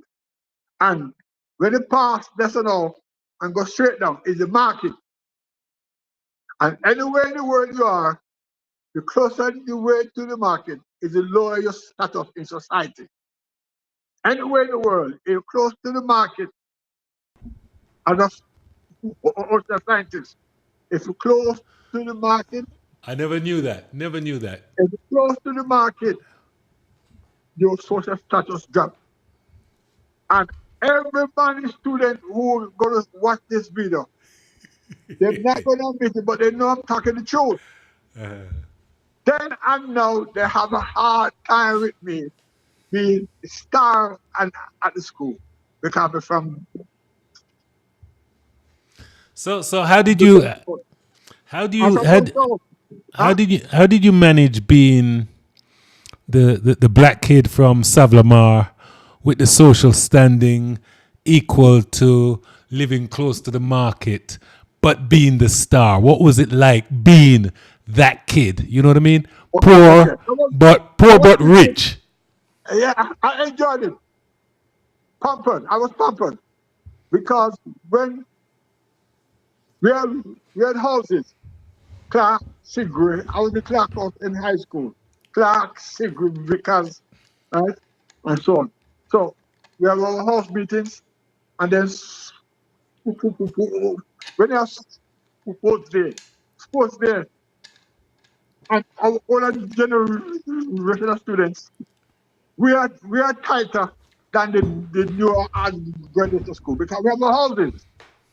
We have also had where the rope, you pull the rope, we call it again, people, girls and boys, and your houses, when you have sports day, when Tug of war, I think we call it. you tag a walk, when you have sports day and you have tag a war, you get a cake if you win.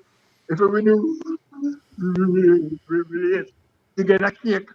I said, you have a team. You have to come together. Not only at Mannings, but because you're in a certain house, and then you come again to because what class you're in, class 1, class 2, class 3, class 4. Then you have the girls on the other side, right? And they cheering, come on, crack out, come on, crack out. Not come on, Duba, come on, crack out, come on, crack out. So we build that, there's a mindset. And people will also, you cannot touch me because we're going to class house. Me next one kind of war at school. Because if me have some problem, the members of my host go defend me. And then we know that money was the beginning of a start of a different life. Once you at Mannings, you are breaking away from the old habits, even from the upper middle class homes at Froome, because Froome compound, there's a whole lot of students coming from Froome Estate. And they had some terrible habits because they're working, their parents work as administrators for the white man in England. And they get houses and they compound. They speak English all the time. Some of them can't, to this day, can't speak a language, can't speak our language, can't speak Patois. Dr. Harrison, I know friends that I have from Mannings Day that live on the Froome compound. In fact, my friend, Pike has some bad habits. Guy from Froome compound. But my pair and they team together. The cast come so become friends. So we throw away that habit. Because we there every day in the summer and practice. No. So I wasn't poor. My father had a bar. When he died, when I was in first in high school, then my mother took it over. So I got 3 meals a day. I have a bicycle. I got three extra clothes to go to school. I have my shoes and socks. Now, in our time, to go to school and ride a bicycle, hey, you're moving on up. You have to wait for no bus, so you reach school on time. I should ring the bell. My last day in school, I controlled Mannings. I rung the bell for all the classes. I rung the bell. I was school early in the morning. I was deputy head boy. And one of my jobs was to make sure that classes, trials and classes start at end on time. And so, and my classmates, they never saw me as being from the outdoor during certain times of the year, soccer and track and field, because me is the star boy. I when a good team was me alone. We have in the chambers, Andrew Brown, Big McCulloch, Claire McCulloch. We have Wallace. So we had a group, we had a track team, train every day, relays and everything from December to April. So you're born there. Then, I play the cup. I was the fast bowler. So I was the fast bowler for the helicopter team. And then the next year when school starts again, I play again and to cast a cup. So I was in sports. And because I was doing well in sports, I was also doing well in school. Because my mother had a rule, an ironclad rule. My father died. My first in high school, she said, listen to me.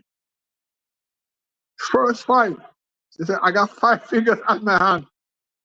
I expect you to come in the first 5 because you have 3 meals a day and you have light and water. So I don't want to hear anything about you not coming in the first 5. Right? So my mother had a, she ruled me. She ruled the house like Uncle Eddie Siaga. She don't give her no break. When that night come in the evening, 7 o'clock, she on the run bar, she expect me in the house. And she tells me, you know where you live. I hope people think about that in this area of our town. So what the straight line. And then I used to go to Anglican church. every Sunday. Even So, high to, school. so you smoke a cigar every now and again? No, no, no, no, no, no, no, You no, no, drink no. I don't. any alcohol? Yes, I have a drink. Yeah, I have a drink. What's your drink of choice? White rum. White rum. And White rum. Mountain. we you chase it with? Orange juice and coke. Okay, okay. See, Yeah. me and the manners, so my wife And, and, hides and, I'm- mine. let me shock you now. I am the person that dramatically changed the government attitude toward marijuana, ganja. You hear Mark Golden taking all his credit? It's like I him bringing this. Oh no! Wait, are you gonna say to me that Mark Golding takes credit for things that he didn't? No, don't say that. Not Mark Yes, Golding. he don't forget. Listen, man. Hold on. My Marky father in G. medical marijuana business, Ross Ivy, yes, he put Ross on the board. He was the Minister of Justice when they passed the criminalization of ganja. Give him credit. But it was not his idea. His portion idea started with me and Mr. Addison. It was me when I came from Africa, 1982. My first article that I wrote for the Western the paper in Mobile, that be similar paper, was an article on ganja, song, sex, sensimilla, and sound. What was your reason for freeing up the weed? Because Because I I was grew in up, I grew up all in the late 70s when me there Jamaica.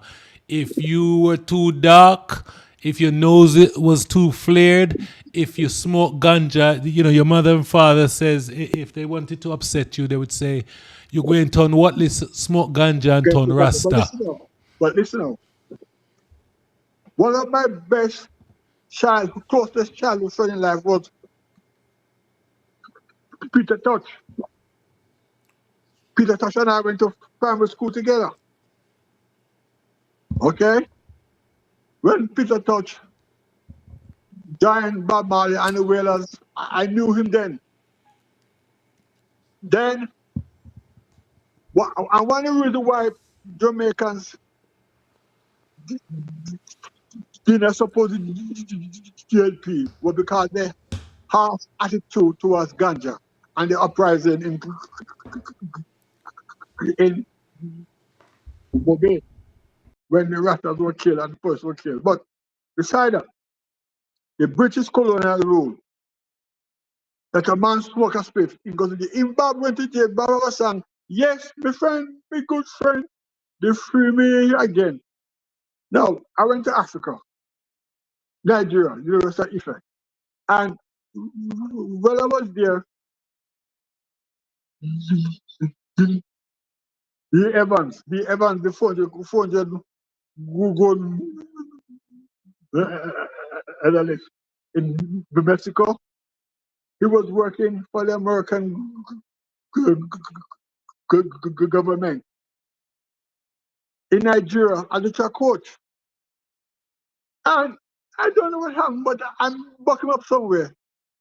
And when he was leaving to come home to the States, he came to my house with a van, and he have two big grip. So I said, "Lee, what are you doing here?"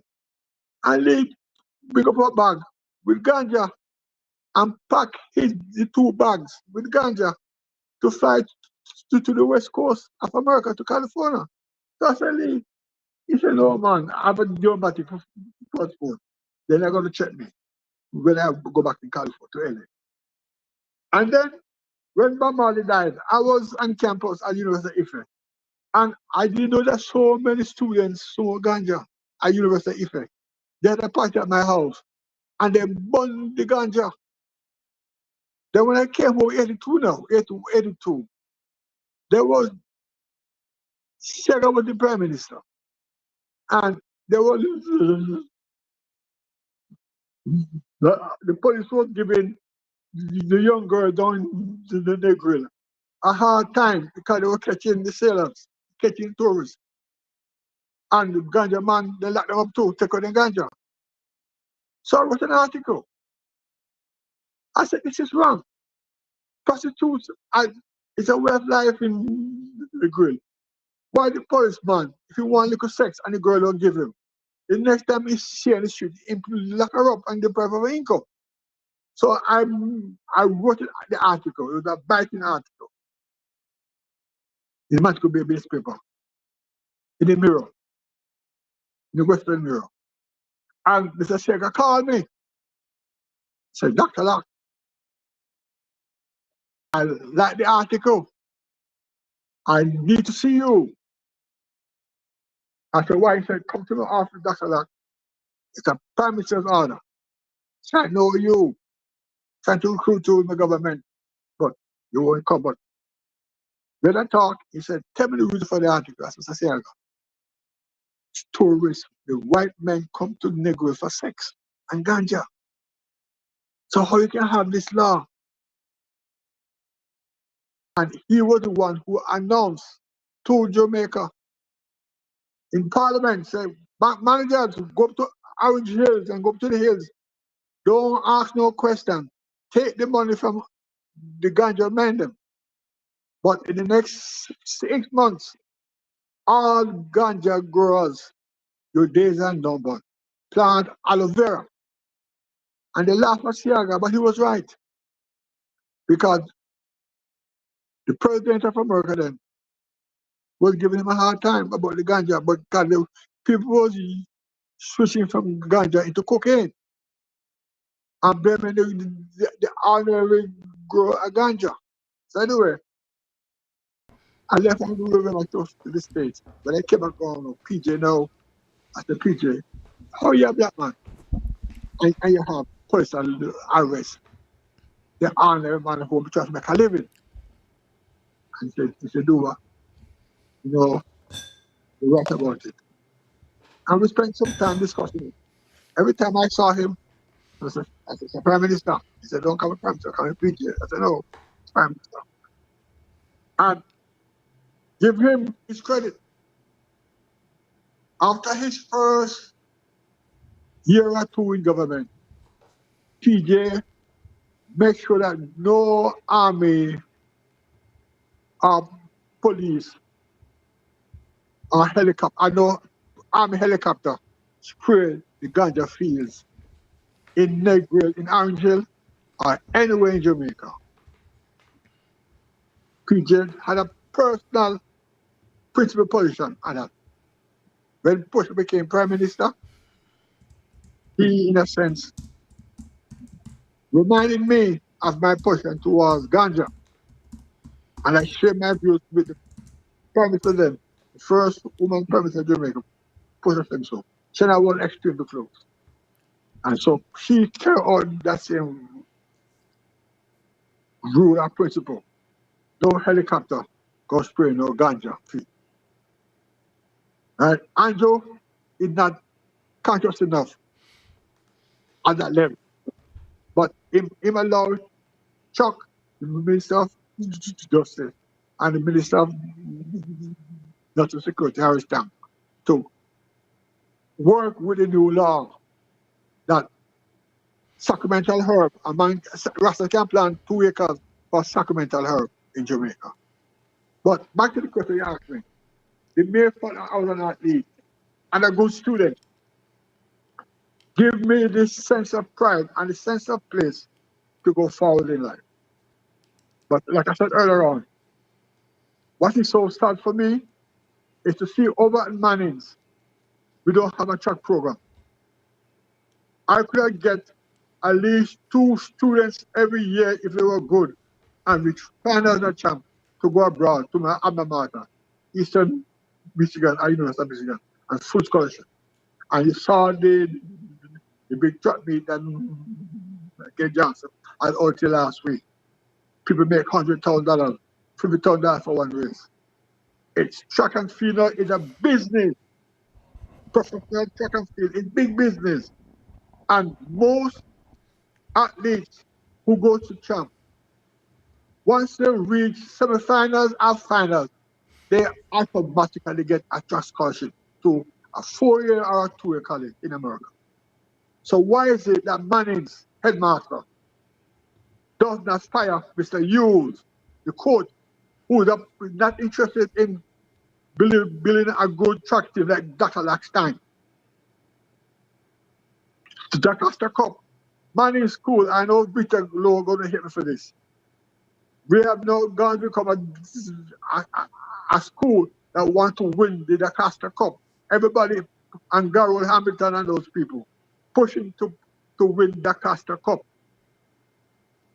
I am obsessed with the idea that we must have a good track team. And what is so interesting, if you have a good track team, you will have a good Jocasta team, because most of the players on the track team going to have the speed and the stamina to make this Jocasta Cup. They don't see that. We don't have a track team in Manning. We send students to go to champ. We don't have a track team. And I believe that I may be wrong. And because maybe the administration and maybe the board of management members don't want nobody to be like a double like again. Or the Mannings. It has to be. What's the explanation for not hopping and getting a track coach in from the outside? We have 1,500 students and we don't get a point at champs. How we can spend 600 to 700,000 Jamaican dollars to send a bus and about 20 students to champs, because the sports master when they go out to champs and the headmaster know he's not getting no points and still continue for the past 5 years, something is wrong. That's funny. That's Something funny. is wrong. That's funny. Hey, Dr. Locke, tell me something. Is there anything about you that you'd like people to know? Remember, I'm a realist in this world. I believe that I don't side with any political party. I don't purport to any of the religion them. I don't know Muslim, Christian. I don't believe in no father in the sky and all them thing there. I'm just that guy. I'm not a Labourite, a PMP, a Democrat, a Republican. I'm just a guy inquisitive asking questions. What I want to know from you is there anything about you that nobody doesn't know anything about or you'd like someone to know? Yes. I want my friends and schoolmates and Westmalites and other people to know that out of winning that race at champs, if I had used my head wisely, when Mr. Siaga interviewed me to join his cabinet,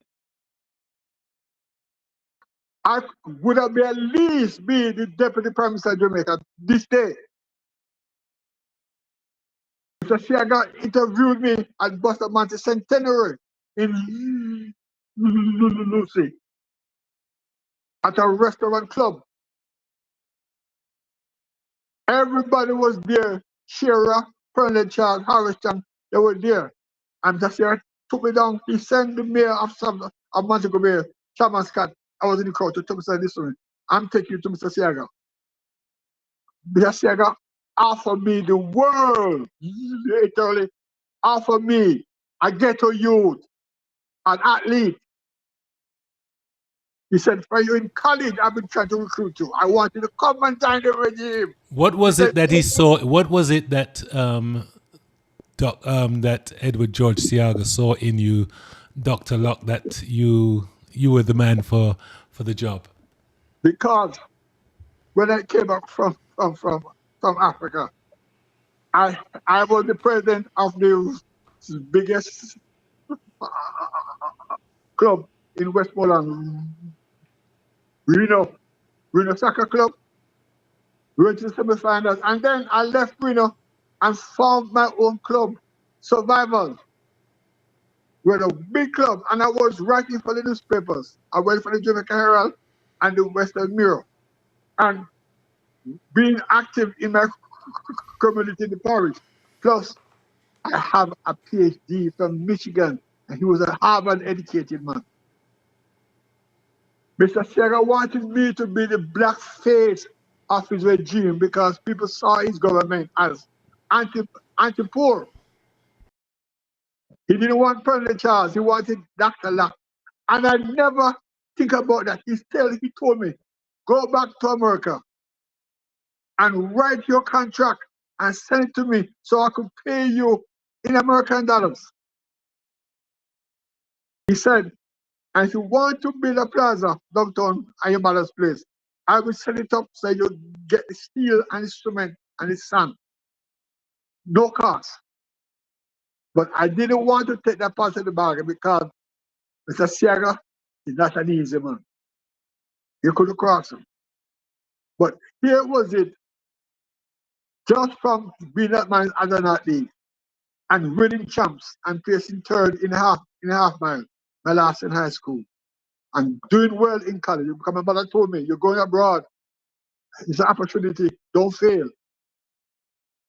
And when I went to America, even grad school, because of my educational training that I had at Mannings, I was ready. The work was easy.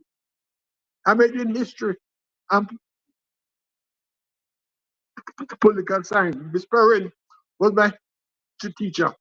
I got a distinction in history, in GC, honorary GC.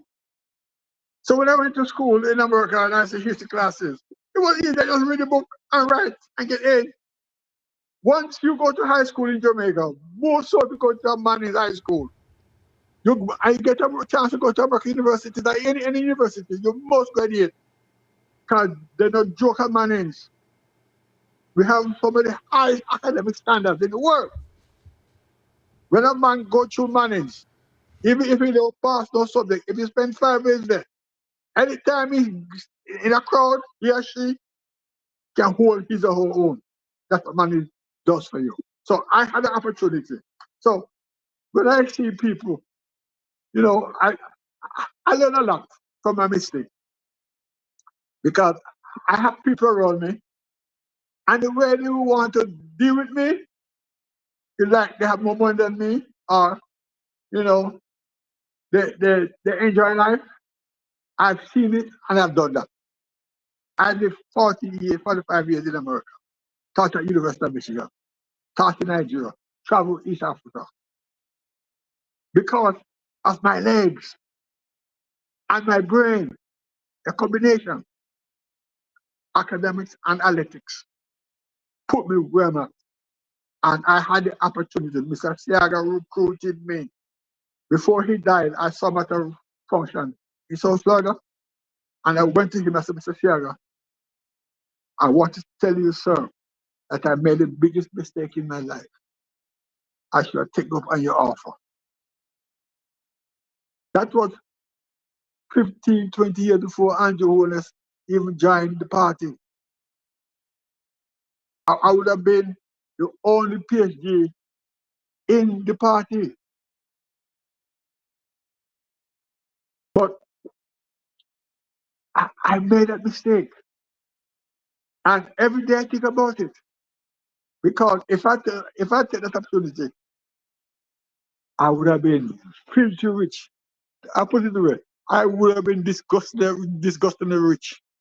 Because I hear people talk about I'm not going, but in this city, in Richmond, you cannot do parliamentary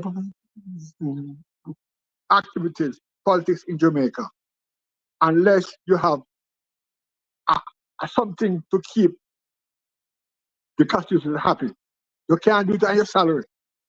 And both of us don't have all money. Mark have money because of the money that he got with Peter Bunting, through FinSac, $30 million US. It's in the papers up to last week. I bond poor. Wait. Let's talk about that. FinSac. Are Yes. you saying some people were able to enrich themselves through FinSac? Peter Bunting. It's in the Explain, papers last week. explain to me how that worked. Okay. When there was a government deal and Mark Golden, there, remember, they have a company, Golden, again, trader. Mark Golding and Peter Bunting and other guy. They had a company, a financial company, right?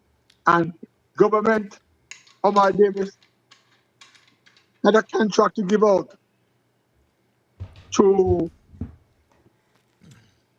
government work. And Mark Golding, Darren Bunting, Darren Bunting and Golding, the That's financial correct. entity, Yep. was the bigger person that closed the deal, and they got 30 million US dollars for that, for the job that they did for SAC through Omar Davis. Last week in the Observer and in the upper house, Chris Hensley, the guy in the upper house, JP, man, he mentioned it, that Mark Golding and Bunting, that's how they got rich. So let me ask you this, because that Think so. sounds a little bit troubling. Because didn't a lot Yeah, of people it's in the lose? paper. But It's didn't a in the lot of people paper. lose their some people People, lost their lives from it. people commit suicide. People commit suicide. So what was this whole FinSac deal? I wasn't in Jamaica at FinTech the time, was so I don't the know. bankers, A the Ponzi bankers. scheme? Huh? Was it a Ponzi scheme? No. FinTech was when the people borrow money, business people borrow money, and they couldn't, and Omar Davis with his high interest rate, and the companies folded, went bankrupt. Well, it become the bank assets. The bank took over the people, their businesses, right? Then now, when the government intervened, the government had to buy all these bad loans from the banks. Okay, you follow? Yeah, man. So, No, I'm with you. I'm with you. The bad so loans. Yeah. the government bought the bank loans. Okay, The bad loans. The yes, defaulted ones. Yes, sir. I'm with you, man. and then the government brought in a company. I think from a year or two from your state, from Texas, to be in charge of selling off these bad loans. That is how the guy from NCB, the guy who was the last, who just resigned that day from NCB, he was the one who was hired to take care of these bad, sell off these bad loans. So Bunting, Darren Bunting and Golding, that was the financial institution, was in that business to close the deal. When the government sell off those loans, you had to pay Bunting because they held some of those loans. So they got 30 million US dollars for the job that they did for, during that period called that they fixed it. I And have a it is, I have a question for you, Dr. Locke. So go ahead. if I had 30, let's say every man make 10 million US. I mean, I don't want people accuse me of bad mind. So let me say the man get 5 million. So wouldn't, if you were a minister, wouldn't your constituency be a rising star? Wouldn't you invest in your constituency if you had that kind of money flowing around? Well, no, because you're not going to use your own personal money for your constituency. Because you can never take care of everybody So needs with your so money. so so no, I'm not thinking about giveaway. I'm thinking about and Dr. Locke, I need you to move back and I think to your left a little bit because I'm seeing one. Okay. Yeah, there you go. Yeah. Good. So I'm not saying give away money. I'm talking about make sure the infrastructure of your constituency is a model and a beacon, so that when people look and they say, "Look over there," so just the same thing I try to tell you about your brethren PJ. You see Westmoreland, look at Westmoreland, the road, them crazy PGA place, this in come from Lennox, Big Woods, or in come from Darliston, or in come from Whitton. And look at the roads, they're pristine. Oh, and don't tell me about the Savlamar Hospital. It's got the latest and greatest. He was there. He had the cabinet. He could call a man and say, "This is number one project. Prioritize. We need this. This is He my don't go that parish." way. He don't go that way. Look at Tivoli and Siaga. Look at Tivoli. Listen to me. Let me say Do you this remember? again. Do you remember what Backawall was until Yes, yes, but until? yes. So there was a Yes, yes, mark but, improvement. yeah, but listen now. Let me say this to you. Say this to you. Give PJ his due. When he was the Prime Minister of Jamaica, he was the hardest working member of Parliament. All the roads in his constituency plus water, he gave them. I'm a witness to that. You gotta give him, you gotta give him his, you give him his due. Now, Shaga did extremely well with Are we talking about Westmoreland? huh? Are we talking about Westmoreland? PJ built up and I just came out of Darlistan last week. I went to Darlistan last week to check myself. I went up to Big Woods. I went up to where the German town. One little bad spot up on the road. I And bet PJ, I bet you I and bet you the little bad spot is a little labor right farmer. area. Eh? I bet you the little bad spot is a little labor right area. They just put the mall down in there. Come in on in time down there, you know. Oh, well, listen, hold on. Bear in mind, talk about PJ, the people taught him a lesson.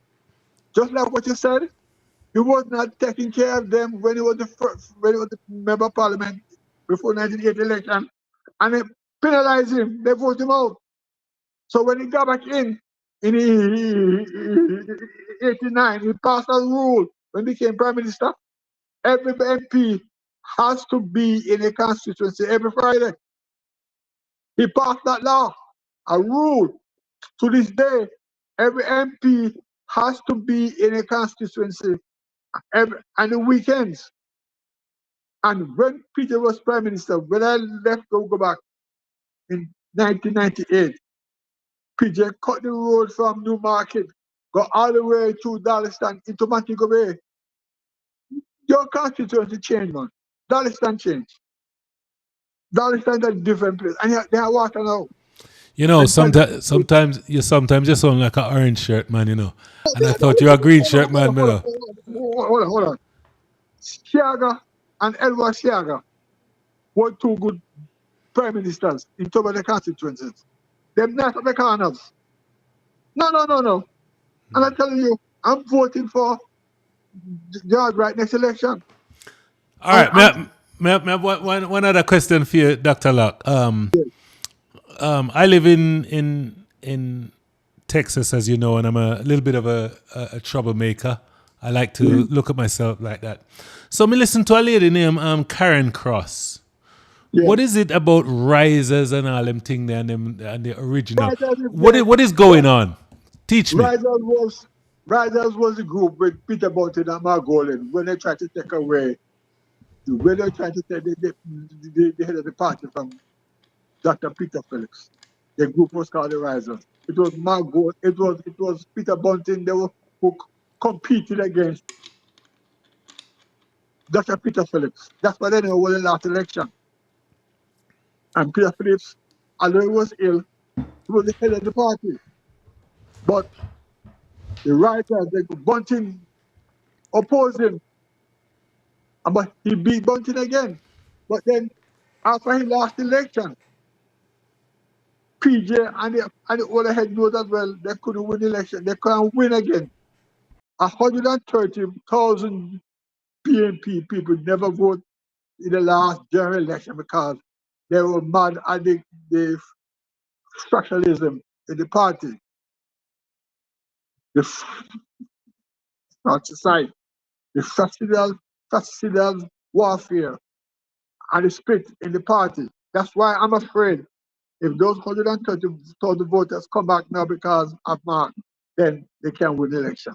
So the Risers is a group, is a faction led by Peter Bunting and managed by Mark Golan. After Peter Bunting lost again to Dr. Peter Phillips, and they still had a faction, then and Peter Phillips resigned as president of the party, then Mark Golan was run against Lisa Hanna and beat Lisa Hanna because they said Lisa Hanna was from the other side, so her husband, her ex-husband. was to David Patton was from the other side. To see, I want him to run in Manchester, and she was right to him. And So, so, so how does Karen Cross come into this? but so Karen, she now have a war with Dr. Denton Campbell, right? And she opposed to Mark Golding and Peter Bunting, but she's from the party. She's a member of the PNP. You follow? Yeah, yeah, no, me understand. Karen Cross. So what she highlighting is the faction. She showed up that Mark Golding belongs to the risers. She blamed him and Peter Bunting from backing up the People Nationalist Party. Right, I understand. Okay. Okay, and she also accused Dayton of, molesting the young girls, and then came out to sue her. I saw Okay, that. I saw that. I saw that. so, so, I saw yeah. that. Okay, okay. So, Dr. Locke, we're up on 2 hours 15, and I think we could go even 5 hours. But anyway, I just So wanted long, to, yeah, we're there a long time, man. So what I so wanted long, to, no, serious thing. So what I wanted to say to you was, when you think of the future of Jamaica, what comes to mind? What you look at the tariffs. When I see Trump's tariffs, I think, hey, this is a good opportunity for the farm in Jamaica to get to where it needs to be, innovation to get to where it needs to be. I only see positives. Why is it that people look at me like I'm crazy? Because I can see the positives of America, wanting to be great again. And I'm thinking, how about Jamaica be great again? I mean, this is an opportunity. This was a time that Manley spoke about. This is the time that Manley, there was a record called the Message. Juke them with yes. the Cuban school, Yeah, and yeah, this is yeah, the yeah, yeah. time. And I'm wondering, we this is the opportunity for us to be the best that we can be. Why do we need aid? How about we just, what I mean? When does it start for us? You know what I mean? I agree with you. I'm watching the tariff business, and I'm saying to, to myself, there should be Andrew Holness or Mark Golding, if we become Prime Minister, should go to America and go to those car companies, Ford and Chrysler, and give us, listen, man, we got areas so you can come and build up an auto plant down here, and so, and then please be a part of the Quebec-based initiative, because you know that the tariff Wait a was wait, Doctor Locke. Why isn't that happening anyway? What would stop them from doing that 10 years ago? Why would Mexico's because been building cars? Why we because they, couldn't? because they studied in London and UWI, and you had to. That's how you live in America, and so you're talking. The people who you is a waste of time. They don't go university to get a degree and then put civil service job. I go teach, right? The doctors are different. So the people who go to UWI, even Trevor Man with them, they don't know. They don't. And plus two, they don't want to borrow anything either from America. They're still colonialized. They're imprisoned in a British colonial mentality, right? No, we're so close to America, and we don't have even a car parts industry making like even windshield for the car, outdoors, right? We don't do that, and that's been terrible too, because I should be up to Curtis when he was prime minister, and Anthony Hilton studied. Give Anthony Hilton credit. He was minister of foreign affairs and trade, but Anthony was into quite unloaded. But we need some energetic, with people like you and me, to take in the cabinet and say, listen, man, we need to marry America. We be the wife to America and bring in the manufacturing base. We need a tourism and BPO. Is that the answer? We need heavy industrialized base coming from America. China come and build the roads. So we need now to be building cars. We are importing, look at example. Last year they bringing 225,000 cars into Jamaica. New cars into Jamaica. And we could build the same cars out there in different models, some other sizes. Two Ford, Chrysler, and GM.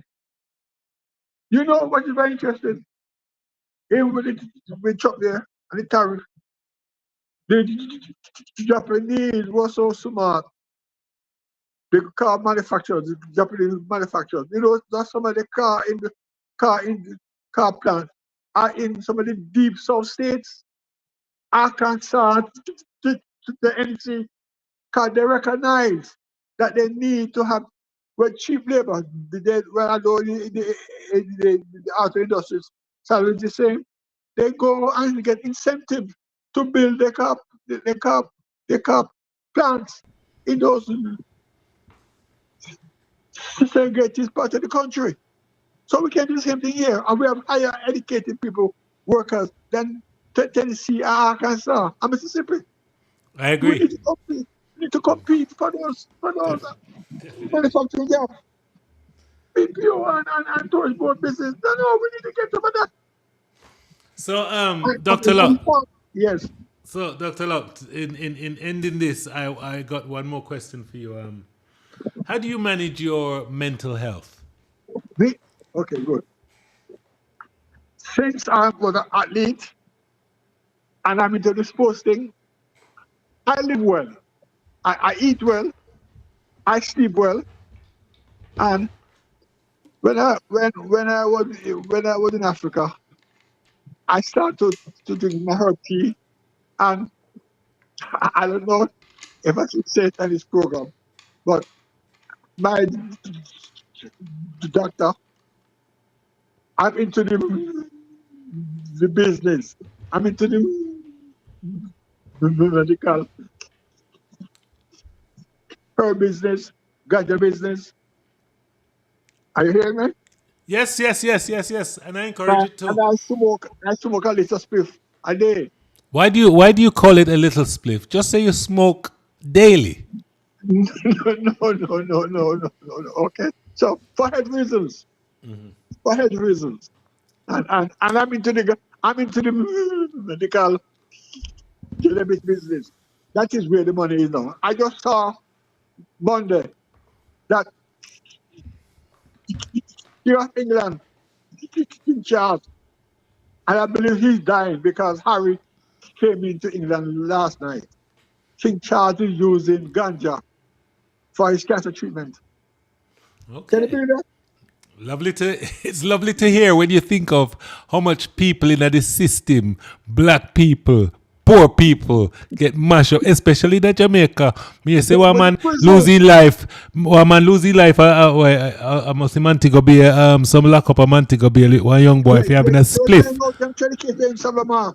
They're trying to case them in Sablamar. One spliff, think about it. The boss is Yes. slave, them lock I up the know man. King Charles, it was the British colonial government that passed the law to lock up people for one spliff. Not even a spliff, just to have the ganja in his or her hand. Him Bob Marley went to jail for 18 months. And I read that King Charles is smoking medical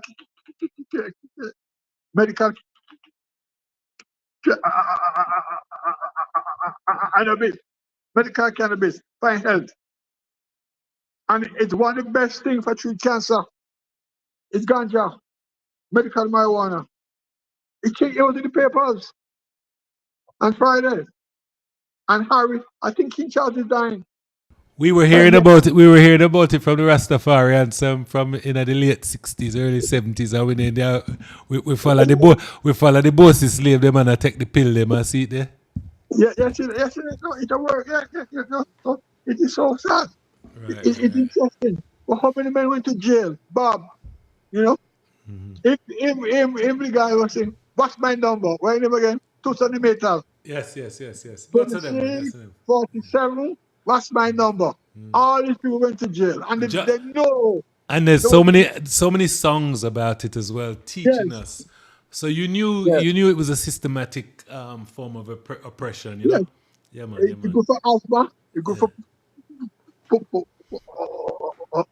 cancer, you go for cervical cancer, you go for throat cancer. Yeah, so so that's why I keep studying. And I read my newspapers. I get my paper online, New York Times, Miami Herald. Then I get my Gleaner. I'm an observer. I'm a star every day. And and I go downtown. I live uptown now. I go downtown by the ocean, by the beach, little place, and have my fish dinner. Are you talking about by Savlamar Ocean or you going to White House with the rich people in there? Seven mom, seven mom, yeah, seven mom. You mean you live near the fort?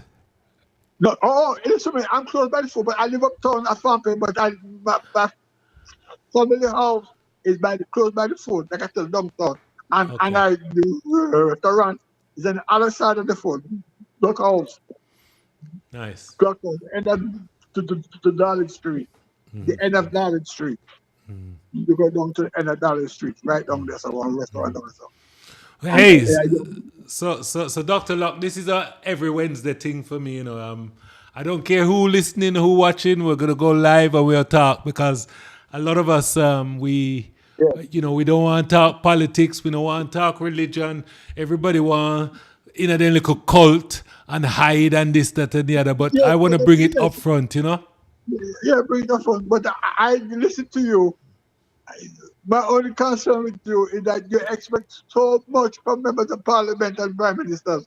Their hands are tied and they don't have a vision, nor the commitment. They don't Well, have you know what's really nice is that I'm able to talk to someone like you, and you can help calibrate me. It's like yeah, I have a friend, Gabby Coate. He's a misguided liberal, and yeah. he thinks in the 118 days that Donald Trump is in power, his mother-in-law's insulin has tripled the price. You know what I mean? And that doesn't happen. But the point I'm making is, I need to talk to a man like you, and you are tell me say, I know that is not that PJ never want fix the hospital or give us a brand new hospital and make Westmoreland the shining beacon in the West. There were other things that made that not happen. Listen, before you leave, let me give you an example. They are fixing up Conway William Hospital, right? Andrew Willis government. And it was just mold, juvenile cancer they find there. And some two now, some $2 billion. That was the plan for $2 billion. It gone up now to $22 billion. $22 billion. Just to fix the hospital. To remove the mold and the mold Jew and to put in new equipment. But it's a lot of money. For car original, a hospital out here costs big money. The clinics out here cost big money. And then now you don't have the personnel for these hospitals. We got to get people from India and Cuban doctors. The Cuban doctors helping us out. We have 400 Cuban doctors and medical personnel in Jamaica. 400. And because you don't have enough space to educate so many medical students, they can't put the people in teaching medicine professionals. They don't have the money. Because Okay. you it's financed by the government. They have the money to teach to hire these people. And then the teachers want their professors. They want American salaries, $300, $200,000 plus house. See there. Hey, Dr. Locke. Yeah. I love the fact that you were able to give me some of your time. You give me nearly 2.5 hours, so this is Yeah, man. brilliant. This is brilliant. Anytime, man. And I really want you to be a regular. It's every Wednesday, and I'm gonna need someone to talk to. And trust anytime me, whenever you're talking, man. I have questions. Any Wednesday around about these times, I'll definitely call I you. can But call you, right? Yes. Yeah, I call in the day. Okay, good. yeah, And man. But listen, I want to talk about the whole thing about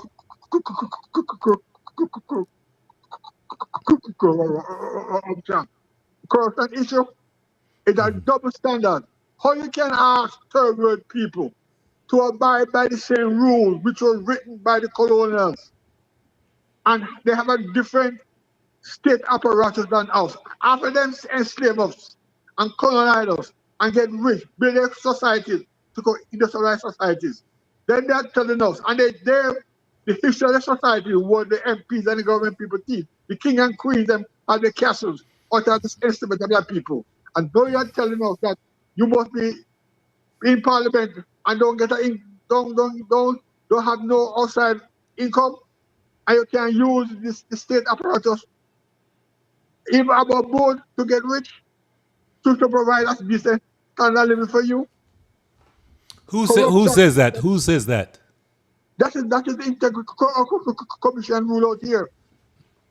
They have an Integrity Commission. Yes. Every government, civil servant, and members of parliament have to give an annual report on their income. And that Matt Golden is used against Andrew Holness. Say, what? Indecent enrichment.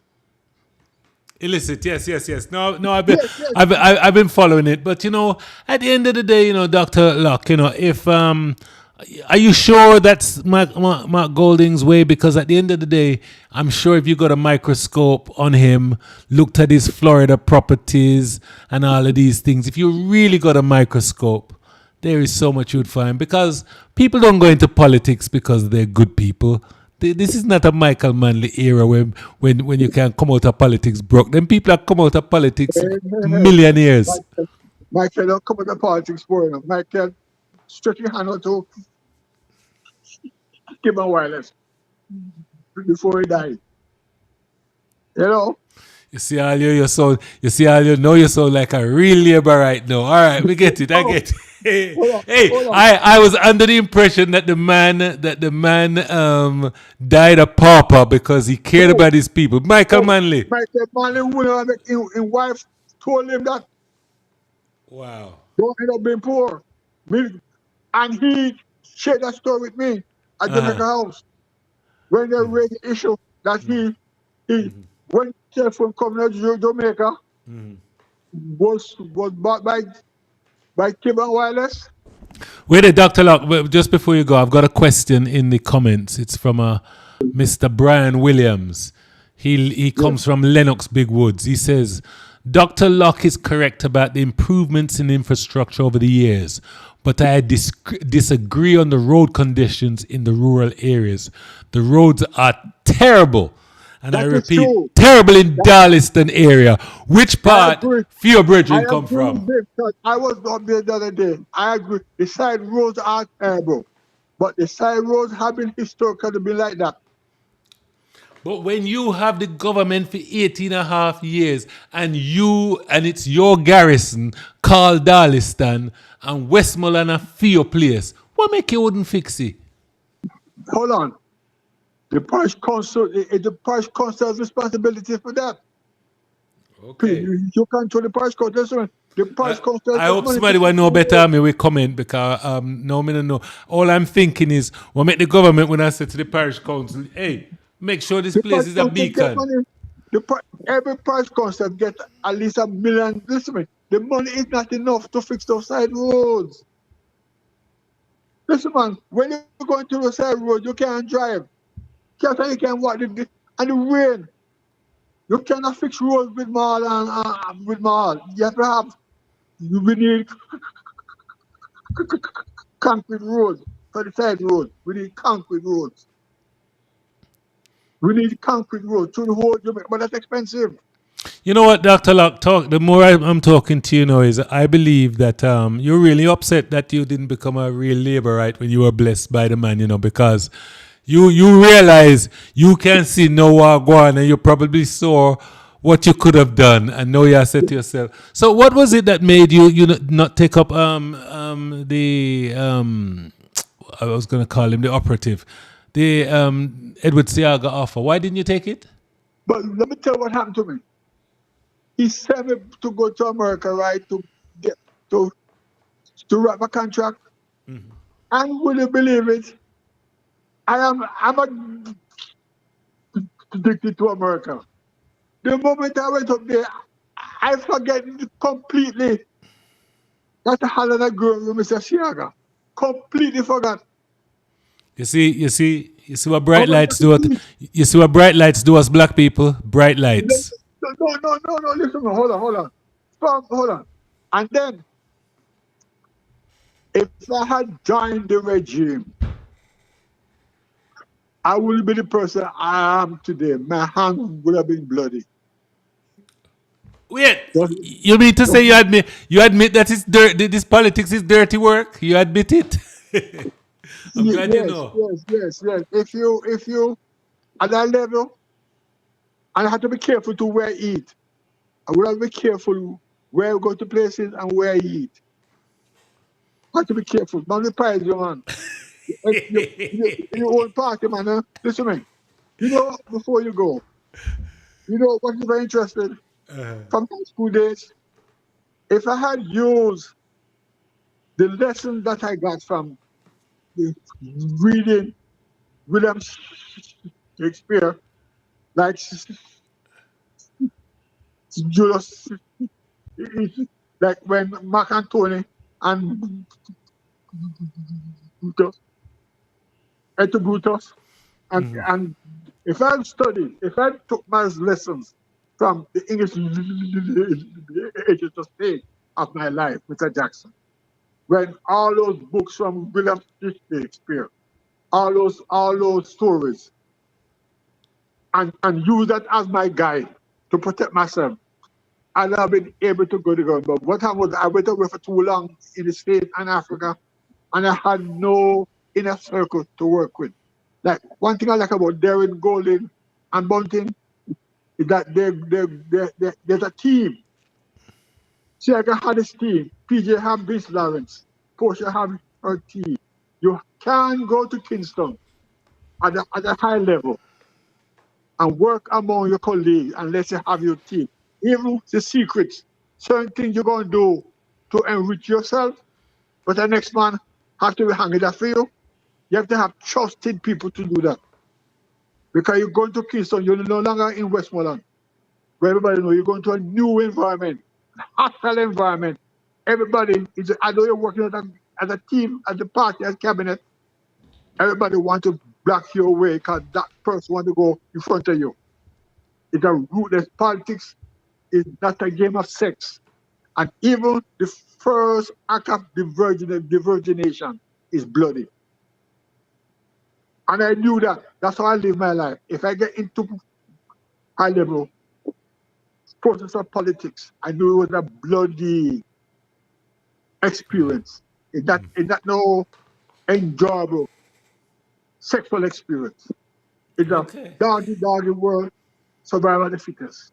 And I was that, and plus two, my training at Michigan didn't prepare me for the hustle and bustle of third world Jamaican Caribbean politics.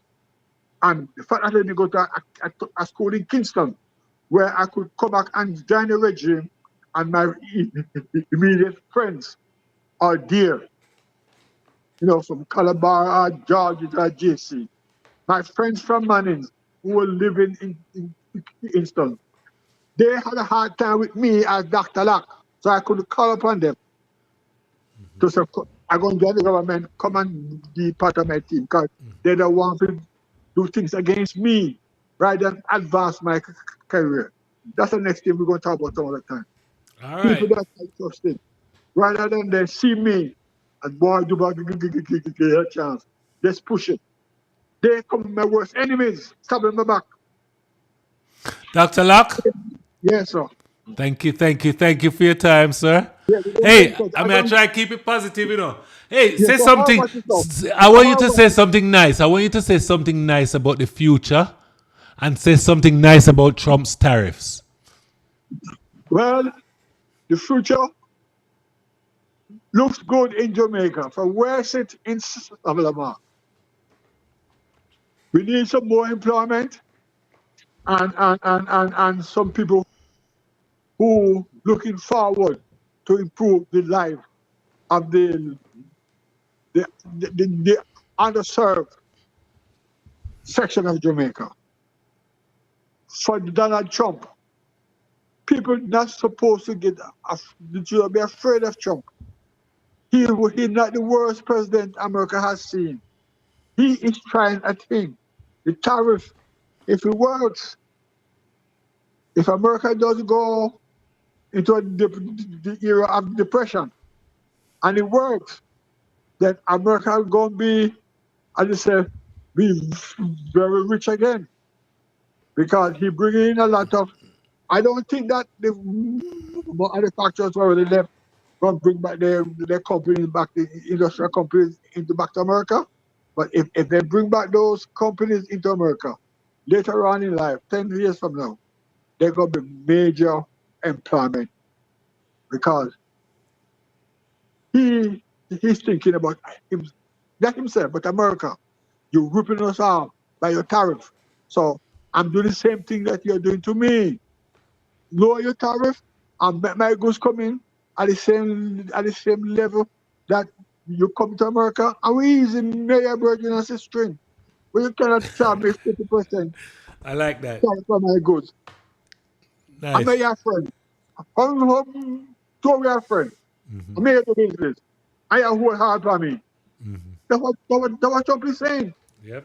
Look, the China issue is a different thing. You have a personal vendetta against China, but China have a bigger customer market than him. So he was shocked when China didn't bite on his bait. China said, Daddy, we may do the same thing. He expected China to say, okay, come. No, no, no, no, no, no, no, no, no. Trump didn't wind his neck in. Trump upped it on him. Yes, And remember, China have 1.4 billion people. When starvation come for them, we are not like Jamaica. Where Jamaica can get some chicken back and flour being sent over and everybody feed. China have a whole heap of people, and all them do is produce. And you know what America does? Consume. So when America stop consume and people like India step in and Vietnam step in, China will be in trouble. So I believe no. India and those countries go to China get Trump. 2 bricks. No. Be careful how you go that route. No. okay. No. No, I hear you about bricks, but guess what? As I'm say, no better fish, no better barrel. Okay. I'm just putting you on the other side. The government says 70 countries have come to deal, and those 70 countries we're gonna hold the tariff them pound us so we can deal with something and make sure and do something. But China, who was stealing America's intellectual property for years, and it is so hard to sell anything into China, I don't think that America is the one with the blade in their hand. I think China does because we buy Chinese goods. Okay. We shall see. When we can have a discussion soon on that, okay? Most definitely, most definitely. Okay. Thank you for your time, sir. Okay. Take care. Enough Thank respect. you. Thank you. Bye-bye. Cool. Thank you.